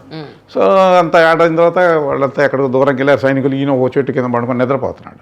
ఈ లోపల అక్కడెక్కడో అడవిలో ఉండేవాళ్ళు వాళ్ళ కాళీ మాతకో ఏ మాతకో బలిచ్చుకోవడానికి మనిషి కోసం ఎతుకుతున్నారు. మంచి బాగా అన్ని రకాలుగా బాగున్న మనుషులు. అరే బలి ఉన్నాడు రాని పట్టుకెళ్దామని నోటికి గొడ్లు కట్టేసి కాళ్ళు చేతులు కట్టేసి తీసుకెళ్ళిపోయింది. వాళ్ళ పూజారి ఉంటాడు కదా ఆ కొండల్లో, ఆ పూజారి చూసారు స్నానం భలే బాగున్న మంచిని పట్టుకొచ్చారు, స్నానం చేసి తీసాను. స్నానం చేయించేటప్పుడు చూస్తే ఏం లేదండి, అయ్యో పనికిరాడు ఆ పర్ఫెక్ట్ మ్యాన్ కావాలి. పర్ఫెక్ట్ మ్యాన్ని మళ్ళీ బలిస్తేనే మనకి మనం అనుకున్నది జరుగుతుంది. పైగా తీసుకెళ్ళి ఎక్కడ తెచ్చాడు పడేయండి రాజుకి ఇంకా అప్పుడు బతుకు జీవుడు అనుకున్నాడు రాజు, తీసుకెళ్ళి మళ్ళీ ఆ చెట్టు కింద పడేసి. ఆ రోజు గుర్తొస్తుంది, ఆ రోజు సభలో ఉన్న ఆయన ఏం జరిగినా మన మంచికి అప్పుడు అది గుర్తొస్తుంది ఆయనకి, తెలుసు కదా కదా. గుర్తొచ్చి అప్పుడు వెళ్ళిపోయి వెంటనే జైలుకి వెళ్ళి ఆయన బయట తీసుకొచ్చి నమస్కారం పెట్టి, ఇవాళ ఈ లేలు లేకపోవడం వల్ల నా ప్రాణమే దక్కింది, లేకపోతే నా తలకాయ కట్ చేసేవాళ్ళు అని ఆ కథ గుర్తొస్తుంది నాకు. మా ఫ్రెండ్స్ ఈ కథ నేను చాలా మందికి చెప్పాను సార్. ఒక చోట ఎక్కడో నేను విన్నాను, మా అమ్మగారు మా బామ్మగారు ఎవరో చెప్పారు నాకు, వెళ్ళి చాలా చిన్నప్పుడు. నేను చాలామంది చెప్తే మా ఫ్రెండ్స్ ఫోన్ చేస్తుంటారు, పిల్లలు లేరు, లేకపోతే మా అత్తగారు వెళ్ళింది, సో ఏమైంది మరి మంచిగానే, ఏం జరిగినా మరి మంచిగా, మరి కొంత సంయమనం పాటించు, కవుక్కున ఒక మాట నీవు కొంచెం ఓపిక పట్టు. ఏది జరిగి ఒక డోర్ క్లోజ్ అయిపోయింది అని అంటే అంతకు మించి ఇంకొక ఆపర్చునిటీ దాని కోసం వెయిట్ చేస్తాను. ఇంకా బెటర్ ఆపర్చునిటీ. ఎగ్జాక్ట్లీ. మీరు ఒక ఇంజనీర్గా ఉండిపోయేవారేమో. నేను మహా అయితే సీఎం అయి ఉండే, చీఫ్ మేనేజర్ అయి ఉండే ఒక సెక్షన్కి తమిళనాడులో, తిరుచినాపల్లిలో. ఇక్కడ ఉండి చాలా మంది అంటారు, ఇక్కడ ఆయన ఎవరు మంచి డాక్టర్ అండి, మిమ్మల్ని రిజెక్ట్ చేశారంటారు. మా అందరికి ఉద్యోగాలు వచ్చినాయి, మా అందరికి స్కాలర్షిప్లు ఇస్తున్నారు, మాకందరికి అదే కాదు. ఎవరిని ఇబ్బందుల్లో ఉన్నారంటే, అరే నా శిష్యుడు అనుకో 5 లక్షలు పట్టుకెళ్ళి స్లాబ్ పూర్తి చేసుకోరా అంట, ఇచ్చేస్తుంటాం. మీరు శిష్యగానే ఉంటారు. అందుచేత ఇవ్వటం అనేది అది అలవాటుగా మారిపోయింది. ఇవ్వటం, తీసుకోవడం అలవాట్లేదు. ఎవరన్నా నిన్న ఎవరు చెప్తున్నారు, ఏమంటే మీకు డాక్టరేట్ తీసుకుని అడుగుదామా అన్నాడు.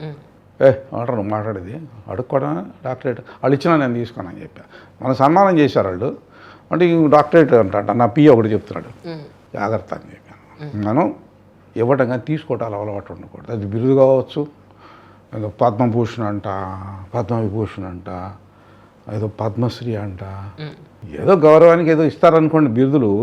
మానవాడు పుట్టుకుని అడుక్కునే వాళ్ళే గుర్తించి అవతల వాళ్ళు ఇవ్వాలి తప్ప వాళ్ళని గుర్తించాడు. వాళ్ళు నేను అడిగాను, వాళ్ళు సన్మానం చేశారు. వాళ్ళు డొనేషన్ నన్ను అడగలేదు, నేనే అనౌన్స్ చేశాను 2 కోట్లు. మనకు స్తోమత ఉంది ఇవ్వాలి, స్తోమత ఉంది కూడా ఇవ్వలేకపోతే ఎందుకురా నీ సొమ్ము డబ్బు, నిన్ను తగలబెట్టడానికి కూడా ఎక్కువైపోద్ది ఆ డబ్బు. గంధపు చెక్కలతో తగలబెట్టినా డబ్బు ఎక్కువే. 6 అడుగులు కొయ్యి తీస్తారు, 6 అడుగులు మించి తీరు, 6 అడుగులే తీస్తారు పొడవు, ఓ 3 అడుగులు వెడల్పు, 6 అడుగులు కొద్ది లోతు ఎక్కువ తీయాలి. లోతు ఎక్కువ తీయకపోతే వీడు భూతమై బయటకు వస్తాడు, మన డబ్బు డబ్బు డబ్బు అంట. అందువల్ల దాని మీద 20 టన్నులు మట్టేస్తే వాడు భూతమై పైకి రాకుండా ఉంటాడు, అందుకని మట్టేస్తారు. వీడు డబ్బు పిచ్చాడు అనుకోండి, డబ్బు డబ్బు అంట వచ్చేసేస్తాడు. ఇప్పుడు 70 ఏళ్ళు 70+, 77 అబ్బాయి 80కి దగ్గరగా ఉన్నారు మీరు. 3 ఏళ్ళే అంతే.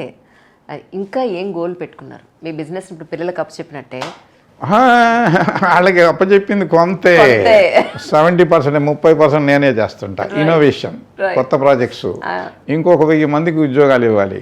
ఇవాళ మనం సంవత్సరానికి 1.5 నుంచి 2 కోట్లు స్కాలర్షిప్స్, అట్టగా సంవత్సరానికి 5 కోట్లు ఇవ్వాలి. దేశం కోసం ఇంకా డాలర్స్ చాలా సంపాదిస్తున్నాం బాగానే. డాలర్స్ తీసుకురావాలి, ఆ డాలర్స్తో మనం దేశం బాంబర్లు కొనాలి, చైనా వాళ్ళని భయపెట్టేటటువంటి ఎక్విప్మెంట్, ఆటోమేటిక్ వెపన్స్ కొనాలి, 144 కోట్ల మందికి రక్షణ కల్పించాలి మా నరేంద్ర మోడీ గారు. ఆయన ఇన్స్పిరేషనే మా ఇద్దరికి కూడా, మా అబ్బాయికి నాకు బీజేపీలో చేరాం. అందుకని రాజకీయం కోసం కాదు. రాజకీయం అనేది అబ్రహాం లింకన్ చెప్పాడు, for the people by the people అంటే 3 దానికోసం. కానీ మనం డబ్బులు సంపాదించుకోవటానికి కాదు, తప్పది, చాలా తప్పు. దేశద్రోహం కిందకు వస్తుంది. రాజకీయాల్లో చేరి డబ్బులు సంపాదించడం అనేది దేశద్రోహంతో సమానం, దేశద్రోహంతో సమానం అది. కానీ మీలాంటి వాళ్ళని కలిసినప్పుడు నిజంగా ఒక మెంటల్ సాటిస్ఫాక్షన్ ఉంటుంది సార్. నాకు స్పోర్ట్స్లో ఉద్యోగం రాలేదు కాబట్టి మీడియా వైపు వచ్చాను, ఆ స్పోర్ట్స్ ఎన్నాళ్ళు నాకేం చేయలేదు అని ఆ డోర్ క్లోజ్ అయిపోయింది. మీడియాలో స్టార్ట్ చేశాను 20 ఏళ్ళుగా. నేను I was national athlete sir. అందులో ఉద్యోగం రాలేదని కోపంతో ట్రాక్ మార్చుకున్నాను మీడియాలోకి వచ్చి. ఇలాంటి వాళ్ళని కలిసినప్పుడు నిజంగా ఒక సంతృప్తి ఉంటుంది. ఏంటంటే ఇంతమంది గొప్ప వ్యక్తులను కలిసే అవకాశం భగవంతుడు నాకు ఇచ్చాడు. అదే నేను ఒక స్పోర్ట్స్ మెన్గా ఉంటే మహా అయితే సెంట్రల్ సర్వీసెస్లో ఎక్కడో ఒక చోట ఉండేదాన్నేమో. బట్ మీలాంటి గొప్ప వ్యక్తులను కలిసినప్పుడు అంతకు మించిన మహద్భాగ్యం ఇంకొకటి లేదు.